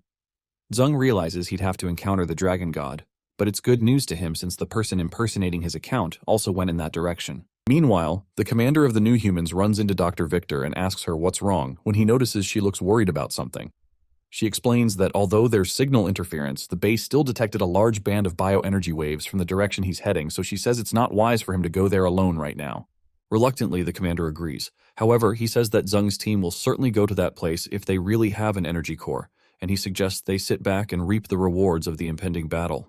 Meanwhile, Amir and her warriors bring the team to the foot of the mountain. She explains that the Divine Mountain is sacred to their tribe and cannot be climbed, so they can only escort them so far, but she offers to guard the entrance for them. Zung agrees, so he and his team climb up the mountain. While they're climbing, he notices the snowstorm is getting worse, and Siyue soon starts to sneeze because of the cold. Susu tells her that she's turned on her heating function, and she tells Siyue to hug her to remain warm. Siyue immediately jumps in on the opportunity and nestles her head between Susu's melons, making her uncomfortable. Zung tells Susu he wants to warm up too, but she refuses. Suddenly, Jiang notices a strange sound, and she tells the others that something is coming. They soon notice a horde of mutant animals running towards them, so Jiang lifts Zung up with her wings, while Susu carries Siyue. The animals run past them, so they wonder if they're fleeing from something. However, this makes Zung excited because he believes the dragon god is certainly in the place. When they get to the entrance, they find a magic circle guarding it, so Susu says her analysis shows it's a very powerful one-way prohibition curse that prevents people on the outside from entering. Zung asks if there's any way to break it, but Susu says the curse is too ancient and there are few records about it. So, he asks if there are other similar prohibition curses, but Jiang rushes forward to punch the barrier while covering her hands with strange energy. This surprises everyone, but the seal turns red and breaks open. Zung is surprised that the barrier shattered so easily, so Susu asks how that was possible. However, Jiang says it's possible the barrier must have weakened after so long a time, especially since she didn't use much force. They decide to go in, but Jiang stops everyone because the commander of the New Humans was heading here, but since they've not run into him, it's most likely a trap. He asks Jiang to stand guard at the entrance just in case the commander tries to take advantage of them. After that, Zung and the others head inside, and when they get in, they find several of Yuting's bugs. Zung recognizes Yuting's metal-eating beetles, and he wonders why they're here, so Susu suggests they follow the trail of the bugs. After they follow the trail, they find the dragon god encircled by the bugs. The dragon immediately spots them, and when it spots them, they all start floating into the air. Susu wonders what's going on, so Zung explains that this is the dragon's special ability. They all become dizzy, but Zung soon finds himself in another place and wonders where he is. When he gets up, he notices a coffin by his side, so he quickly apologizes to whoever is in it by saying he didn't mean to disturb them. He tells the person to blame the dragon if they want to blame someone, but when he looks closer, he sees a drawing of the dragon on the coffin with a female warrior sitting on its back. When he sees the sword in the woman's hand, he figures that this must be the chieftain that fought against God that Amir mentioned. After observing the carvings on the coffin, Zung is able to deduce the story of how the heroic chieftain, Galka, tamed the dragon and forged the holy sword. Apparently, she died in battle and was laid to rest here. Zung wonders if the holy sword was buried with her, so he opens the coffin to find out. However, he notices the coffin is empty, and confirms his suspicions that things won't be so simple. When he looks into the coffin, he notices some more inscriptions inside and learns that the holy sword was entrusted to the dragon to keep after the chieftain died. He realizes the dragon has the sword, but he wonders how he'll find it again since he's been separated from Susu and Siyue. While he's lamenting, a metal-eating beetle finds him, which makes him glad because he can follow the beetle because they have a very keen sense of smell. He follows after the beetle and is able to find the dragon shortly after. When the dragon spots him again, he starts to twirl in the air, but he quickly grabs hold of one of the beetles before he's teleported somewhere else again. This time he finds himself in a place covered in ice crystals, and he figures that the way the dragon triggers its skills is through its eyes. He asks the beetle to help him again, so the beetle leads him to the dragon once more. However, Zung blindfolds himself this time, so the dragon won't be able to teleport him. Suddenly, the dragon tells him he was going to let him leave on his own, but it tells him he's seeking death since he's returned. The dragon immediately tries to bite his head off. Meanwhile, Jiang continues guarding the entrance, but starts to wonder how the others are doing. She suddenly hears a sound, and when she sees someone coming down from above, she worries that it's an ambush. However, it turns out to be Susu and Siyue, who's holding on to her for dear life. Susu tells Siyue to loosen her grip because she can't breathe, but Siyue refuses to because she's afraid of heights. Siyue screams for help, and Susu tries to signal to Jiang to catch them, but it's too late and they just collide with the cold ground. Later, Jiang helps them up and asks how they ended up falling from the sky after they entered the cave.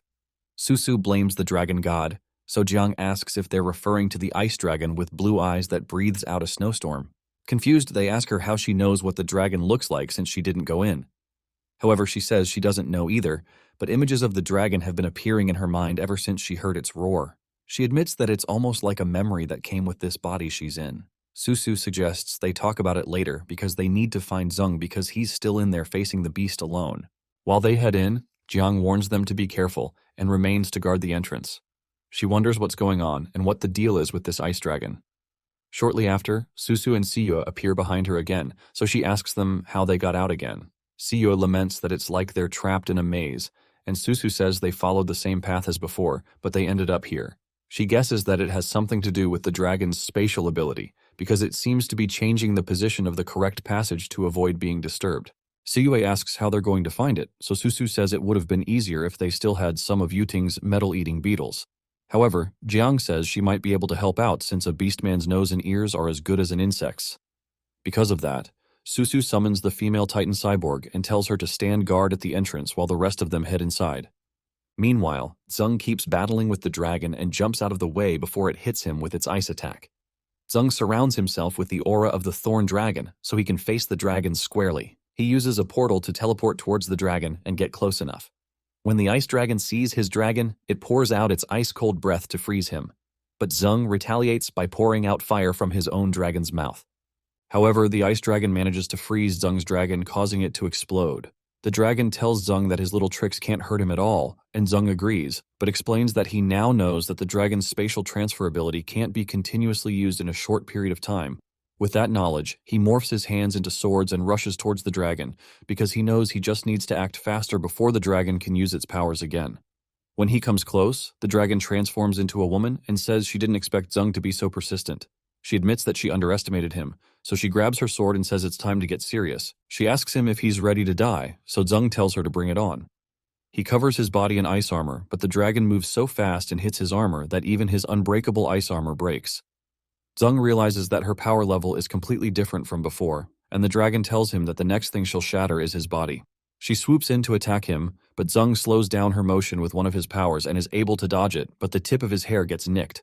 She quickly turns around to slash him, but he creates an ice sword around his hand and blocks the attack. They continue fighting in close combat until she breaks Zeng's ice sword. Zeng is amazed by her persistence, but he notices that the light from the energy core on her sword seems off. He soon uses one of his powers to create a dark fog around himself, so she's unable to see him. She warns him that he can't escape just by using these tricks, but Zeng tells her that he got an idea. Since she can use the energy core to increase her power level, he retrieves the crystal with him from the system and decides to use it too. Using his ability called psionic morphing, he morphs the crystal into a metal sword, and the dragon senses his position from the sudden change in energy. She attacks the location of the energy fluctuation, but Zeng charges at her and slams his own sword against her. The impact knocks her sword out of her hands, and she wonders how that's possible. Her sword is driven into a nearby spot, and she also falls by its side because of the strength of Zeng's strike.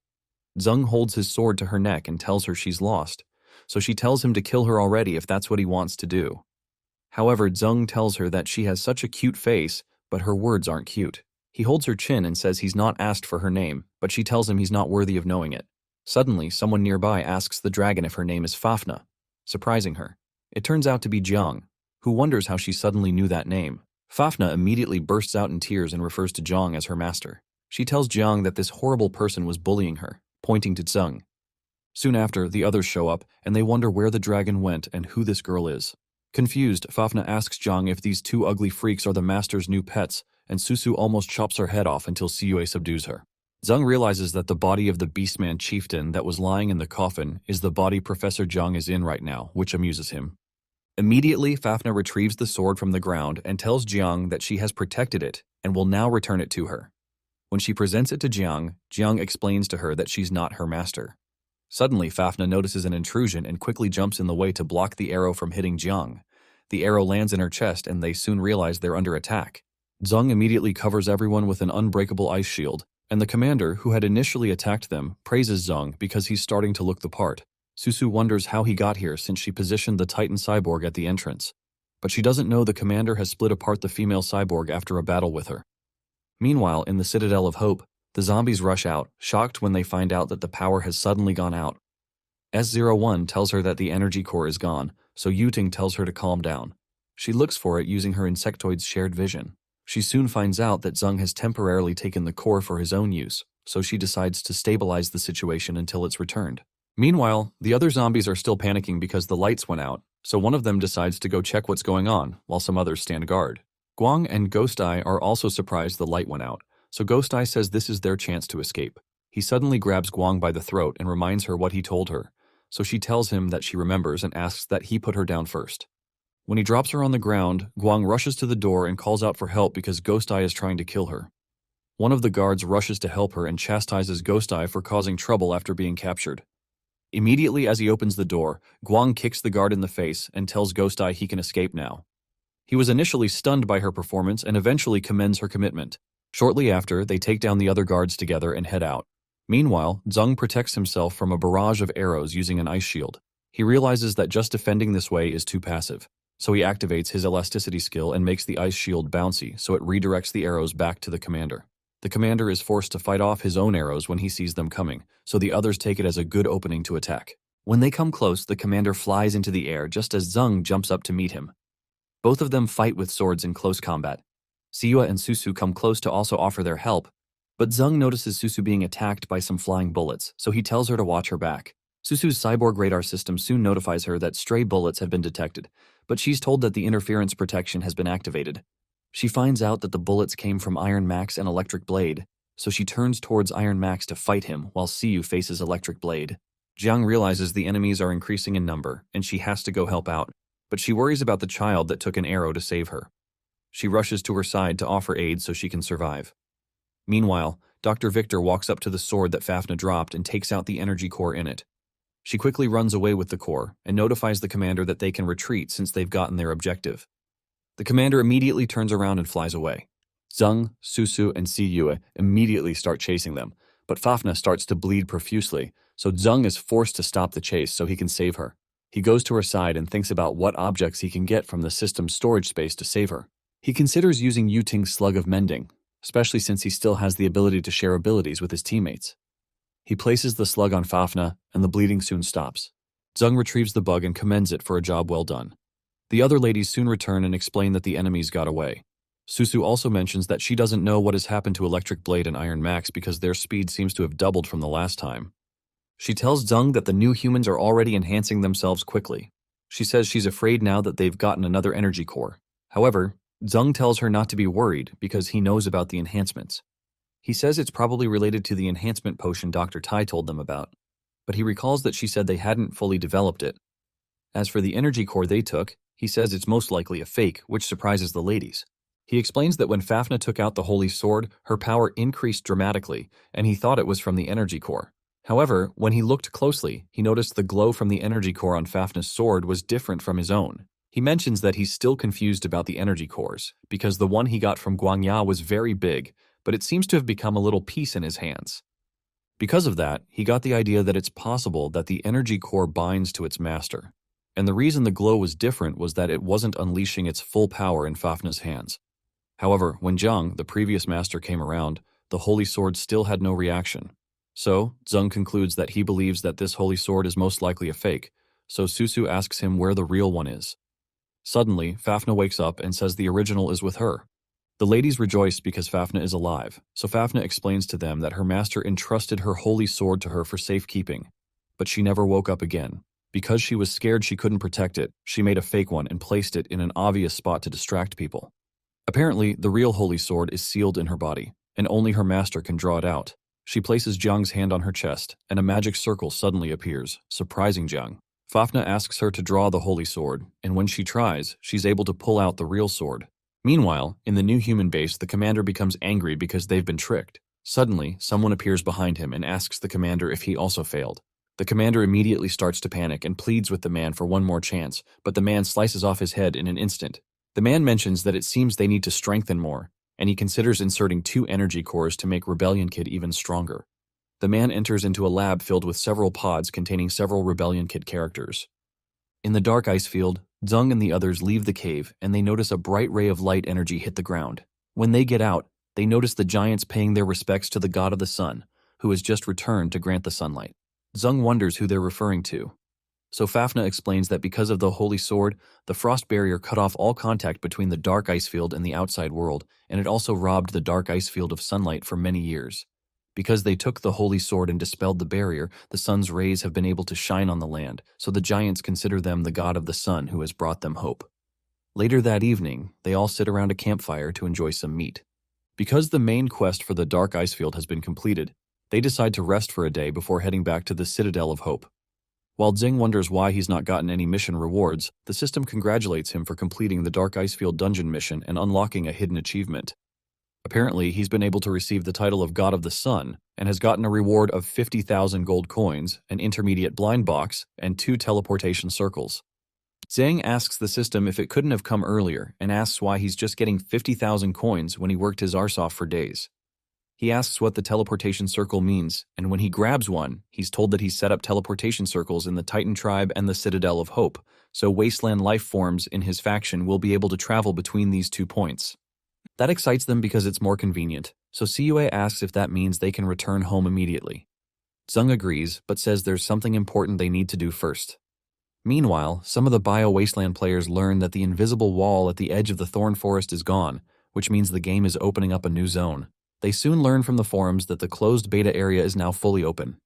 Immediately, several players rush to the location and determine to take it since they have the advantage of numbers. It turns out that the new zone is the Dark Ice Field, which only the commander's unit had access to before.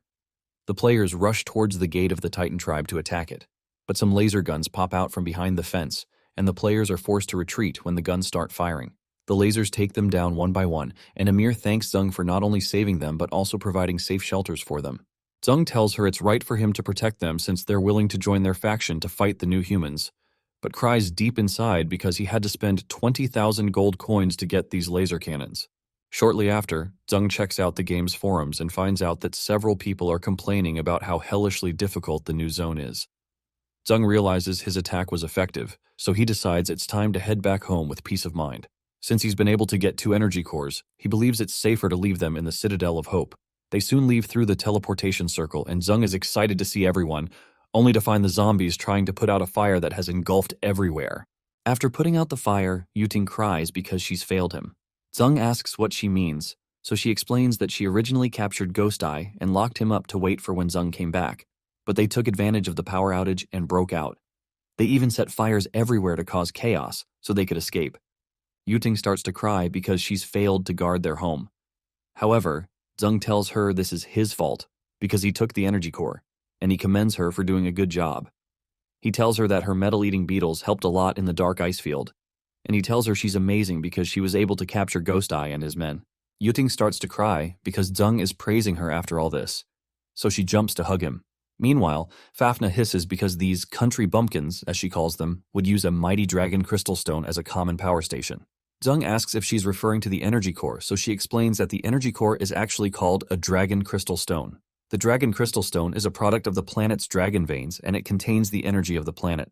Apparently, the most abundant source of dragon crystal stones is her homeland, called the Isle of Mist, and the hometown of all dragons. Zhang tells her he's never heard of the Isle of Mist, but Guangya says he's heard bits and pieces about it, but only from ancient stone carvings he's seen. Suddenly, the system gives Zhang the mission of going to the Isle of Mist and completing the exploration. He's also told that dungeon difficulty has increased, and players need to figure out how to start the hidden mission themselves. Zhang wonders why this mission is so vague, but he eventually tells the others he plans to check out the Isle of Mist and asks who wants to join. Yuting quickly opts in and tells him he won't leave her behind this time. However, Susu says the damaged Mecha Titan is still stuck in the Dark Ice Field, and she has to go repair it for now. Jiang says she'll stay in the Dark Ice Field with Susu because she wants to go figure out the secrets of this body. Since Susu and Jiang are leaving, Zhang suggests that Cue stay back to guard the Citadel of Hope this time.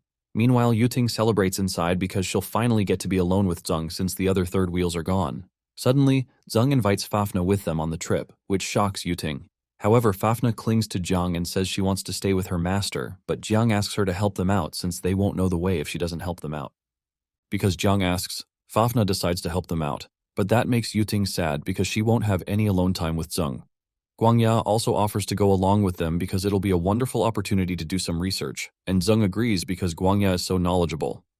Yuting, on the other hand, almost pulls her hair out when she realizes more people are coming. Eventually, they all head south from the newly established port in the dark ice field in search of the Isle of Mist. They soon leave in a ship, while the other ladies tell them to be careful. When the journey begins, Yuting clings to Zeng and offers to tell him about the new metal-eating beetle she's developed. She plans not to let the stinking dragon, Fafnir, steal Zeng from her, so she quickly makes her first move. Zeng figures that she's speaking about the swarm of metal-eating beetles that fought Fafnir in the ice field and weren't afraid of the extreme cold, and Yuting agrees. Fafnir recalls the experience and asks if those annoying flies were her doing, so Yuting tells her it was because Zeng's enemy is her enemy. She also tells Fafnir she should be glad she's already joined their faction. Immediately, Fafnir declares that as the newcomer, she'll double her efforts to build her relationship with Zeng, and Yuting almost explodes due to anger. She accuses Fafnir of being up to no good because she's trying to get Zeng, so Fafnir asks what the big deal is and says she's even planning to have a dragon egg with him. They both lock horns, and Yuting protests that they're not even the same species. Zeng tries to calm them down, but Fafnir immediately pecks Zeng on the cheeks, and that annoys Yuting, so she kisses him on the other cheek. Meanwhile, the doctor offers the girls his face to fight over too, but they just ignore him and fight one another. However, Zeng realizes he's overjoyed because his face is full of kiss marks, so he figures that he's had enough experiences and can die soon. Suddenly, everyone is startled when the ship vibrates, so Guangya tells them that they're being attacked by a giant mutant bird squid, who takes the entire sea as its hunting ground. Fafnir tells the squid that it's courting death, so she and Yuting attack the monster at once. The squid runs back into the water, so Zeng tells everyone to be careful because they've entered dangerous waters. They eventually continue their journey and encounter a lot of sea monsters on the way, but none of them are a real threat. Their journey continues like this for several days until they reach a place covered with fog. Zeng asks Fafnir if this means they're close, so she confirms that, but she says she'll stay here for the rest of the journey and they can continue without her. Confused, Zeng asks why she's not coming with them, but they're suddenly hit by a blast which Zeng has to block. Suddenly, a voice tells Fafnir that she dares to return after being exiled, and she's now brought outsiders with her. She becomes distressed, but the voice calls her a traitor to the dragon tribe.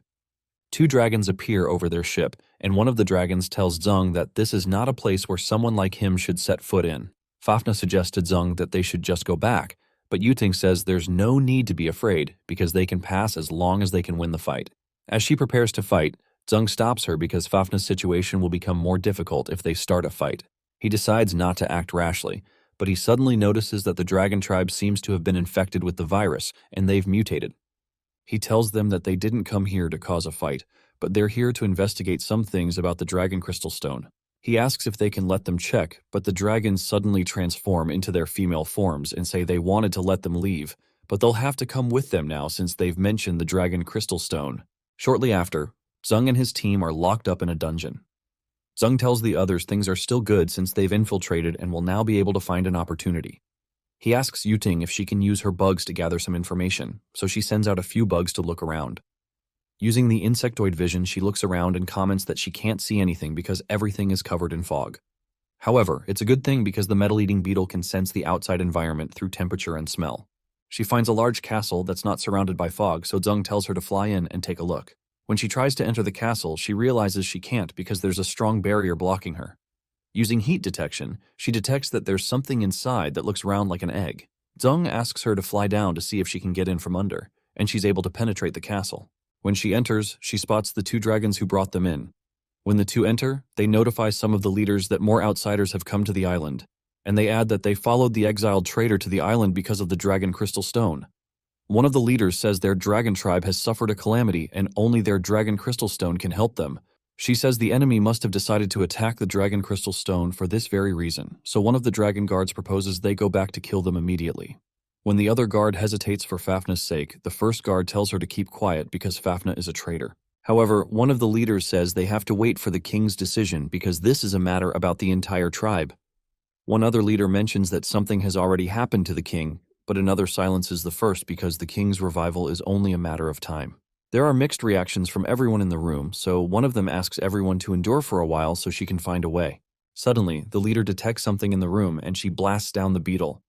Yuting notifies Zeng that they discovered her bug and one of them burnt it to ash. She also tells him she won't be able to cultivate lightning-resistant bugs while they're here. However, she tells him about what they discussed about waiting for the king's decision before they can deal with them. When Yuting mentions that the king is probably dead because the 5 leaders spoke about reviving the king, Fafnir says it's impossible because the dragon tribe doesn't die. Rather, their lives are an endless cycle of reincarnation. Apparently, every member of the dragon tribe who reaches the end of their life will metamorphose and turn back into a dragon egg. After a special ritual, they hatch once more, but they lose their memories, except for the Dragon King. Guangya admits that this is the first time he's hearing about the life habits of mystical creatures like the dragon, so he asks for more information about how long they take before reaching the end of their life. Fafnir replies that it depends on the dragon's strength, because stronger dragons live longer. Apparently, the king had already lived for nearly 2,000 years as of the time she was still here. Amazed, Guangya asks her how long she's lived, so she says it's a secret. Suddenly, they hear the voice of another person in a different jail, who says Fafnir hasn't been here for so long and she doesn't know that the king she worships hasn't reawakened for almost 100 years. Fafnir recognizes the dragon as Toya and asks her what she's doing in prison. Toya tells her not to shout because they'll be free soon, but Zung wonders what she's talking about. He immediately creates an ice barrier and tells everyone to get behind him, and a random dragon blasts the prison area from outside. Some of the other dragons in the tribe raise an alarm that the rebels are attacking, and they request reinforcements. Meanwhile, the members of the rebel group refer to Toya as their general, and they lament because she suffered these past few days. Toya breaks her chains and tells the group they've come at the perfect time, so she tells them to take the other prisoners away. Meanwhile, Susu sets up a work base in the dark ice field and notifies the Titans that it's a restricted area and they can't enter. Inside the base, she strings up the female mecha Titan and comments that the cyborgs of this world are very sophisticated. She wishes she could bring back the technology from the game to the real world. In a flashback, some armed robbers hold several people hostage inside a bank, but law enforcement soon has them surrounded. They're told to drop their weapons, but the leader of the robbers threatens to kill the hostages. When they pack up all the gold bars they want, the snipers ask their superiors if they have the permission to fire. However, the superiors are soon notified that the heir to the Zhao Corporation, Susu, is one of the hostages. The Zhao family offers to cover all losses and tells the law enforcement agents not to make any rash moves. The officials decide to let the robbers leave, and because of that, the leader of the robbery squad decides to hold Susu hostage until they escape.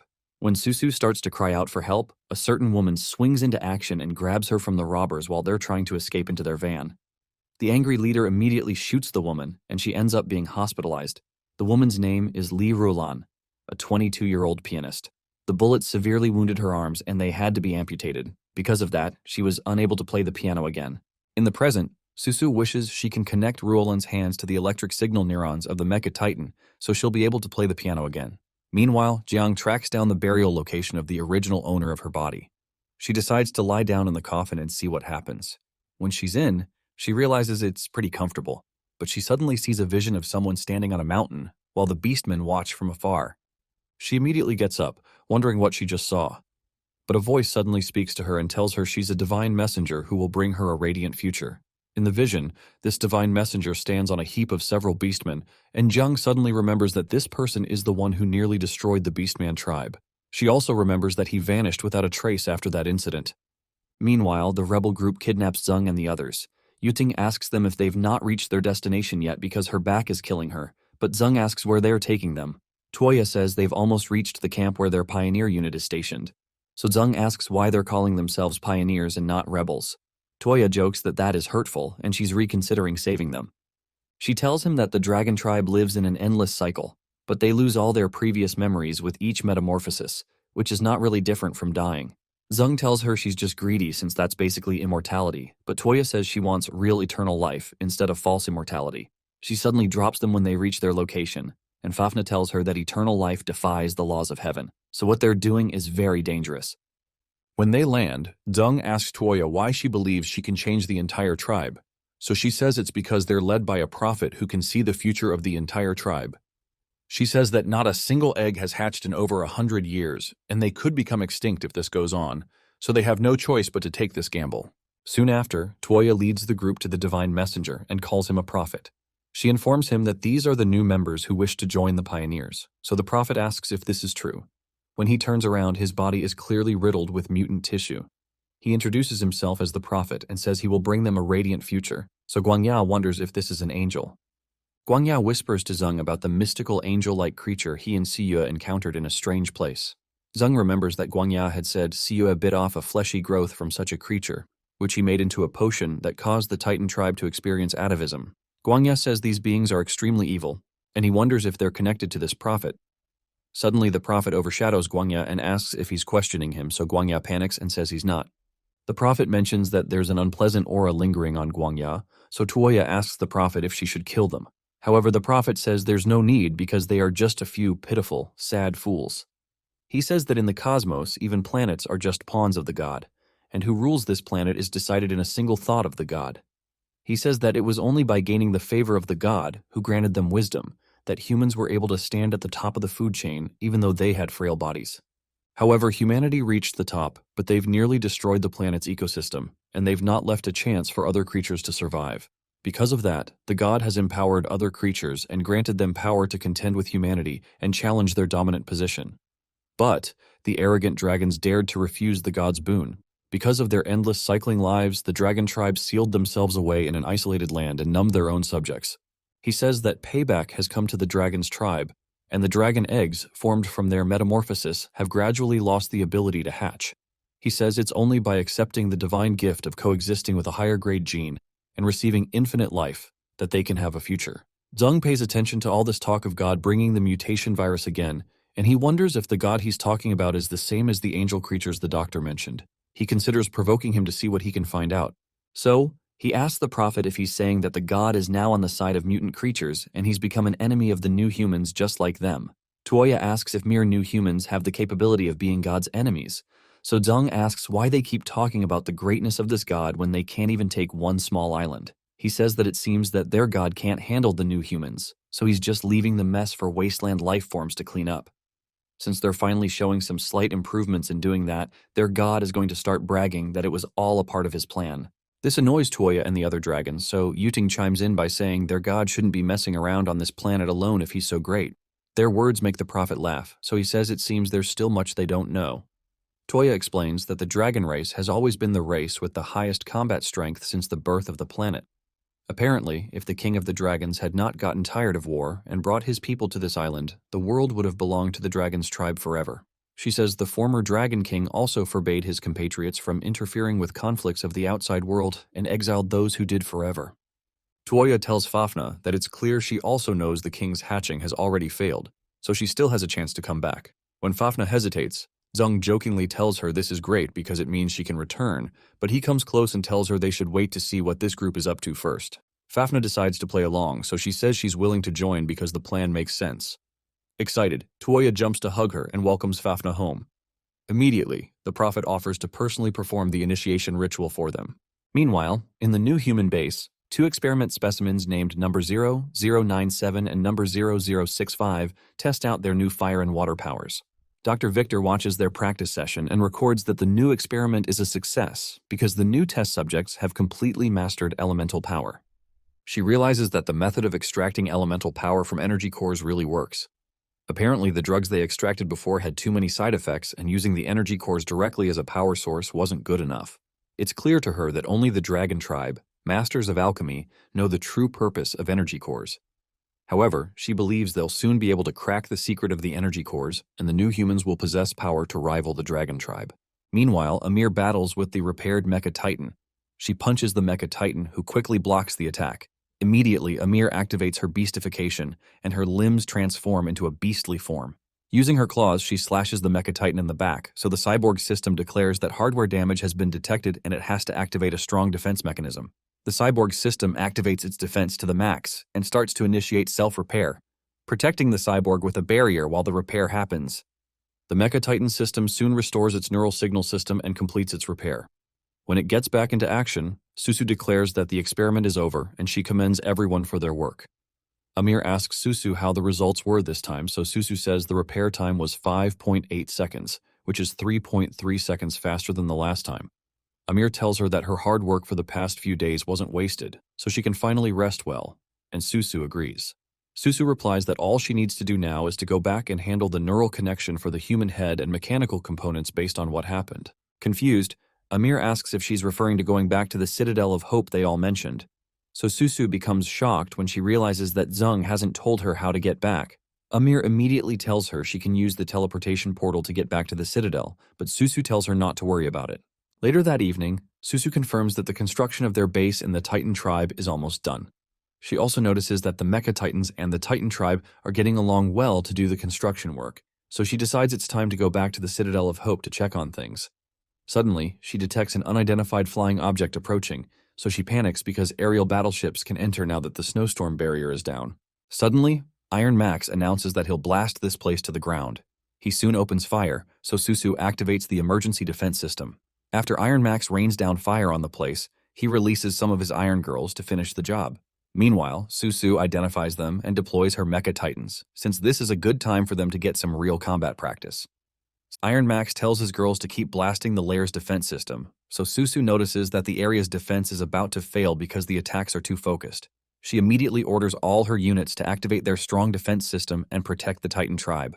Susu realizes this isn't good timing, especially because her body is at its limits too. Meanwhile, in the Citadel of Hope, two people approach the entrance and pretend to come switch shifts with the guards. The unsuspecting guards let them take over the shift and don't pay attention until the men slice them in half. The two intruders turn out to be Guang and Ghost Eye. In a flashback to half a month ago, Guang suggests to Ghost Eye that they take advantage of the chaos and escape. However, he says there's no need to escape because they can just hide here and wait for an opportunity. Over time, they spent time blending in with the zombies, and they observed that the zombies are a group without a leader right now, and the toughest ones aren't around. He believes the only one left is the dumbest one, so it's a once-in-a-lifetime opportunity. In the present, Ghost Eye tries to enter the city, and he promises to end every monster in the city. He calls Electric Blade for reinforcement, and she also shows up with her girls. Meanwhile, the Prophet welcomes Fafnir back home and begins her baptism ritual. Before the Prophet grabs her, Zung holds his hand and jokingly asks what this baptism involves, so the Prophet tells him it includes implanting the genes of the god into her, just like he guessed. Zung looks at the other dragons infected with the mutant virus, so he suggests they handle the prep work first before rushing to the baptism. He turns around and asks Toya to help prepare a place for them to sleep first since they're new here. Suddenly, the Prophet chases them with an extension of the mutant virus, but Zung blocks it with a morphed shield. This annoys the Prophet, so he calls them stubborn heathens. The mutant tissue on the Prophet's body starts to multiply, so Zung warns the others to stay away from the weird growths. The Prophet calls him rude for calling this weird and says this is a form bestowed by the god as he reaches out to catch them with his tentacles. Meanwhile, Tuoya leaps over Zung and tries to slash him to make him keep quiet. However, Fafnir stops her and tells her to take on someone of her own tribe. Immediately, Tuoya performs a half-dragon transformation and asks Fafnir if she's betraying the dragon tribe again. But Fafnir also activates her half-dragon transformation, brings out her sword, and tells Toya her group is the real traitor to the dragon tribe. Both ladies engage in close combat and fight mid-air, so Toya tells her subordinates to capture the traitors. Immediately, the other dragons swing into action and turn their focus to Yuting. However, Yuting excitedly tells them she's been holding back for a long time, and she releases her beetles because she can finally go all out. She releases her beetles at the dragons, stopping them from flying properly. Meanwhile, Fafnir lands an attack on Toya's hand, but mutant tissue immediately comes out of the wound and seals it up. Fafnir can't believe her eyes, so Toya boasts that this is the power bestowed by God, and they can gain this power if they join them. Also, the metal-eating beetles suddenly start exploding and dropping down, shocking Yuting, so Guangya guesses it might be an immortal body granted by the mutant virus. The Prophet tells them they're as insignificant as ants in the face of divine power, and he grabs Zung with his tentacles and pulls him toward his mouth. He tells them to stop their pointless struggle and accept the divine gift. Suddenly, the other dragons from the dragon tribe show up and start to attack the mutated dragons. They tell Fafnir and the others to escape, while the leaders of the tribe rain their attacks on the spot. Zung watches in awe and wonders if this is the elemental power of the dragon tribe. When they return home, Fafnir asks them if they've finally accepted her back, so the leaders tell her that the reason they rescued her is that they need something she has. Apparently, they need her blood to awaken the king. Zung asks if the king they're referring to is the egg that's upstairs, so they confirm this. They explain that the situation at the Isle of Mist is grievous because the dragons have been infected with a strange virus, and they're all relying on the power of the dragon crystal stones to resist the virus eating away at their bodies. Apparently, the king has been asleep for 100 years, and their tribe's subjects are nearly completely destroyed. The only way to awaken the king is with dragon blood, so he can lead them to reconstruct their bodies and purify their blood. But they are unable to awaken the king because their blood has been polluted. So they now have to rely on Fafnir, who still has pure dragon blood because she was exiled from the island years ago. Meanwhile, in the dark ice field, Iron Max keeps raining attacks on the base's defense barrier. The Mecha Titans also blast the Iron Girls, but they block their attacks with their respective shields. Eventually, Susu releases a large-scale attack on the Iron Girls at once, so they join their shields together to create a large barrier to protect themselves. Susu is surprised that they've evolved so quickly. Meanwhile, on the ship, Iron Max rejoices because the potion Dr. Victor made for them is the real deal. He rejoices that they're going to take down these monsters once and for all. Below him, the Iron Girls retaliate and launch their attacks at Susu. Her cyborg system detects a high-intensity impact, so it activates a localized defense reinforcement to protect her. Susu realizes that things aren't looking good because the enemy's attack is way too heavy and most of their power is being diverted to the defense system. She realizes they can't hold out much longer and notices some of her Mecha Titans being taken down by the Iron Girls. While that's happening, Iron Max decides this is his chance to attack Susu from behind because she's wide open. He jumps in and attacks her, guns blazing, shattering her shield with the impact. With her shield taken down, he tells his girls to attack, so they chase Susu. All the Iron Girls attack Susu at once, so she starts to fall to her death. However, Susu is suddenly caught by Jiang, who has just returned from her exploration. Jiang asks her where the Titan tribe is, so Susu tells her that the Titan tribe defense system is active, and attacks from the outside can't get in, but the Titans are trapped inside too. To gain the upper hand, Jiang tells her to drop the defense and strike with everything they've got, but Susu protests that the Titan tribe will be destroyed. Jiang explains that they will all die here anyway if they keep focusing all their energy on defense. Upon hearing that, Susu changes her mind and tells all units to deactivate defenses and attack with full force. The Mecha Titans immediately take down the defense system, so the Titans transform into their beast forms and charge into fight. Meanwhile, Susu orders her Mecha Titans to clear a path for the Beastmen and Titans by seizing the warship. The Mecha Titans immediately start attacking the Iron Girls, so the other Iron Girls realize that Lord Iron Max is the target. When the Titans get close to Iron Max, he realizes he's cooked, so he rushes to use a secret move. Meanwhile, Electric Blade and her girls start taking down zombies, but Siyo jumps out to confront her. Siyo kicks her from behind, but Electric Blade jumps out of the way. Immediately, Siyo attacks her with one of her monstrous tentacles, but Electric Blade swallows an evolution potion and prepares to show her what power looks like. With one slash, Electric Blade slashes the tentacle, surprising Siyo. Somehow, Guangya stands nearby and notices something strange about the potion that Electric Blade just consumed. He immediately tosses an energy crystal at Siyo, who immediately eats it, causing violent power to reverberate through her body. Meanwhile, in a flashback, Fafnir remembers how the only thing she's known since birth is the mist-filled island. The only thing she learned to survive was alchemy and how to fight. However, one day, she stumbled upon a secret, that the world is more than the Isle of Mist. That amazed her, and she started to yearn for the world beyond the island. However, there was a rule that the outside world is prohibited for them, and any dragon who tried to leave the island faces the death penalty when they return. However, when they die, they're made to forget the memories of their previous life and start all over again.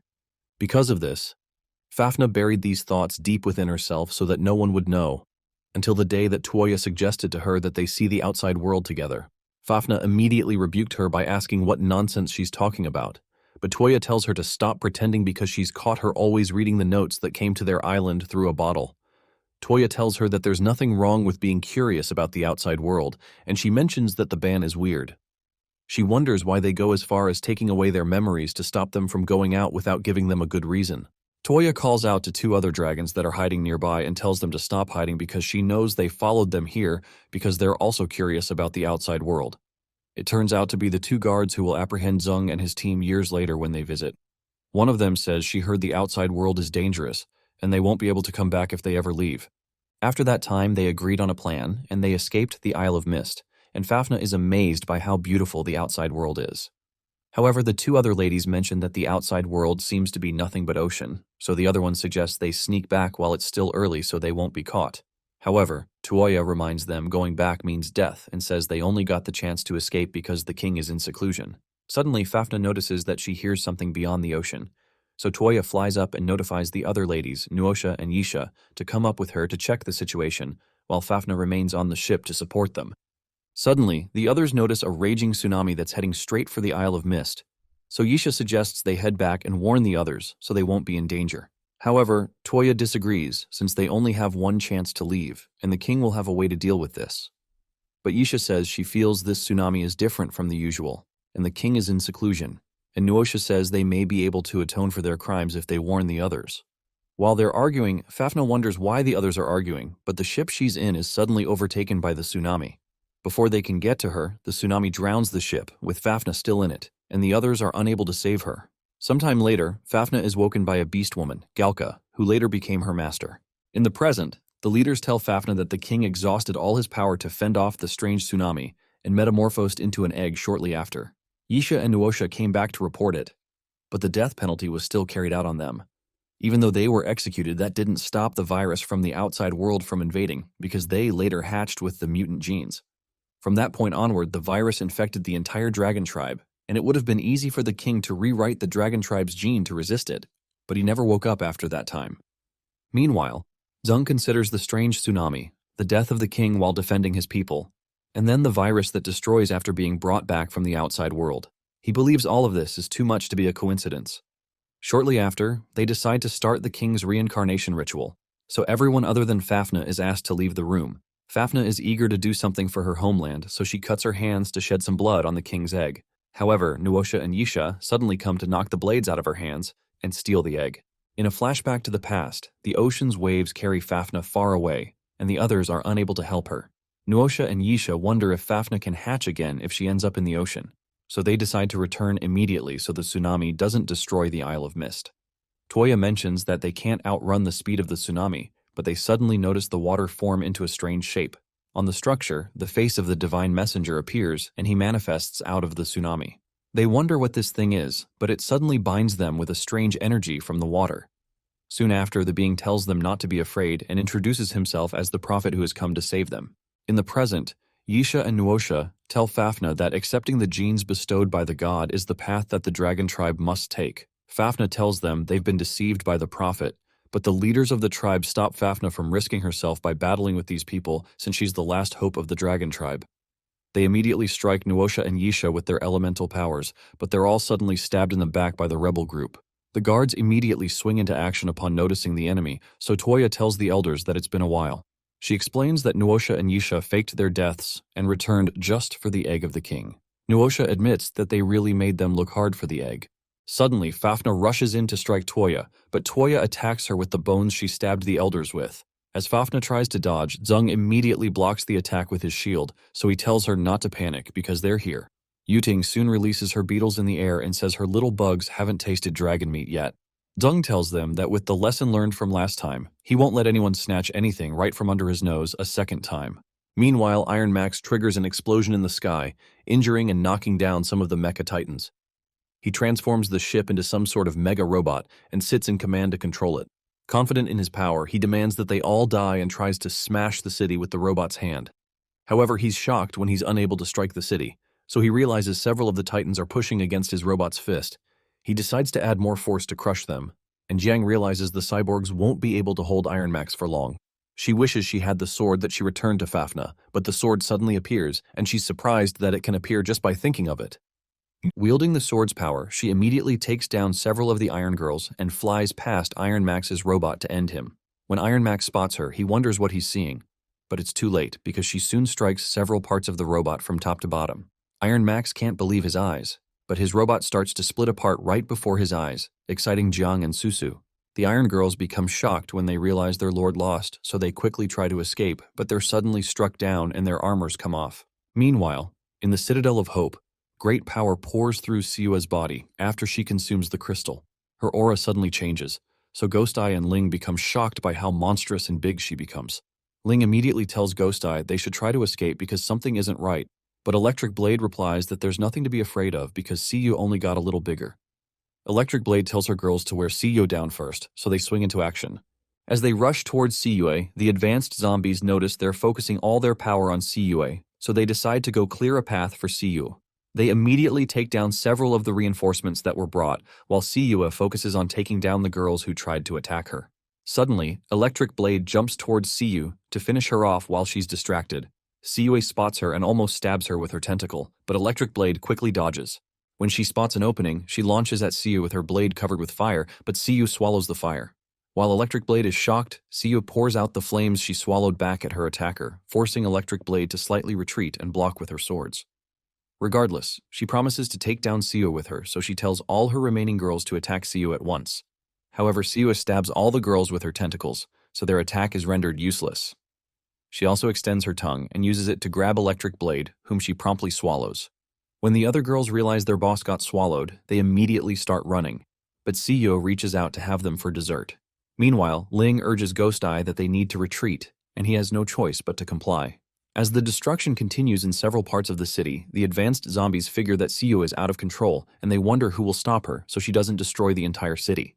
Suddenly, Dr. Tai throws some roasted chicken at Siyo, and that catches her attention. Suddenly, the chicken starts to nauseate Siyo, so she starts to vomit.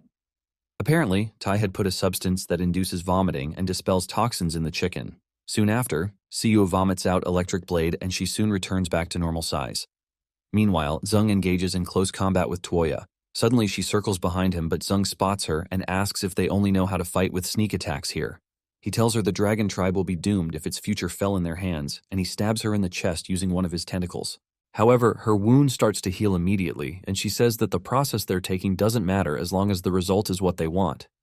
However, she says that Zung won't live to see the day their dreams come to pass, and she starts attacking him again. She tells him that the genes of the gods are extremely domineering, so they control their thoughts. But, because the old elders use the dragon crystal stones to stop the spread of the god genes, the physical regeneration speed of the other dragons isn't as fast as theirs. She also adds that some dragons will also defect to them because they won't be able to resist the temptation of an immortal body.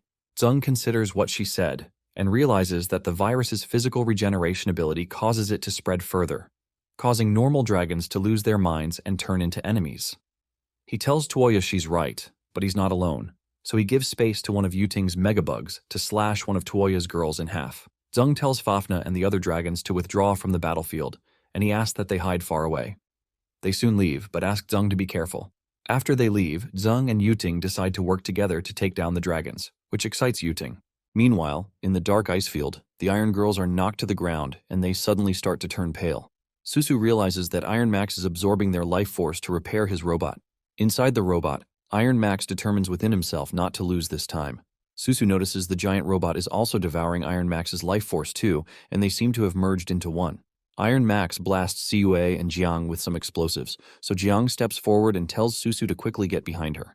When the blast hits them, both of them are left unscarred because Jiang's energy absorbed the energy from the attack. Jiang figures that the sudden energy boost of Iron Max's robot must also be from an energy core since her sword's energy core can absorb it.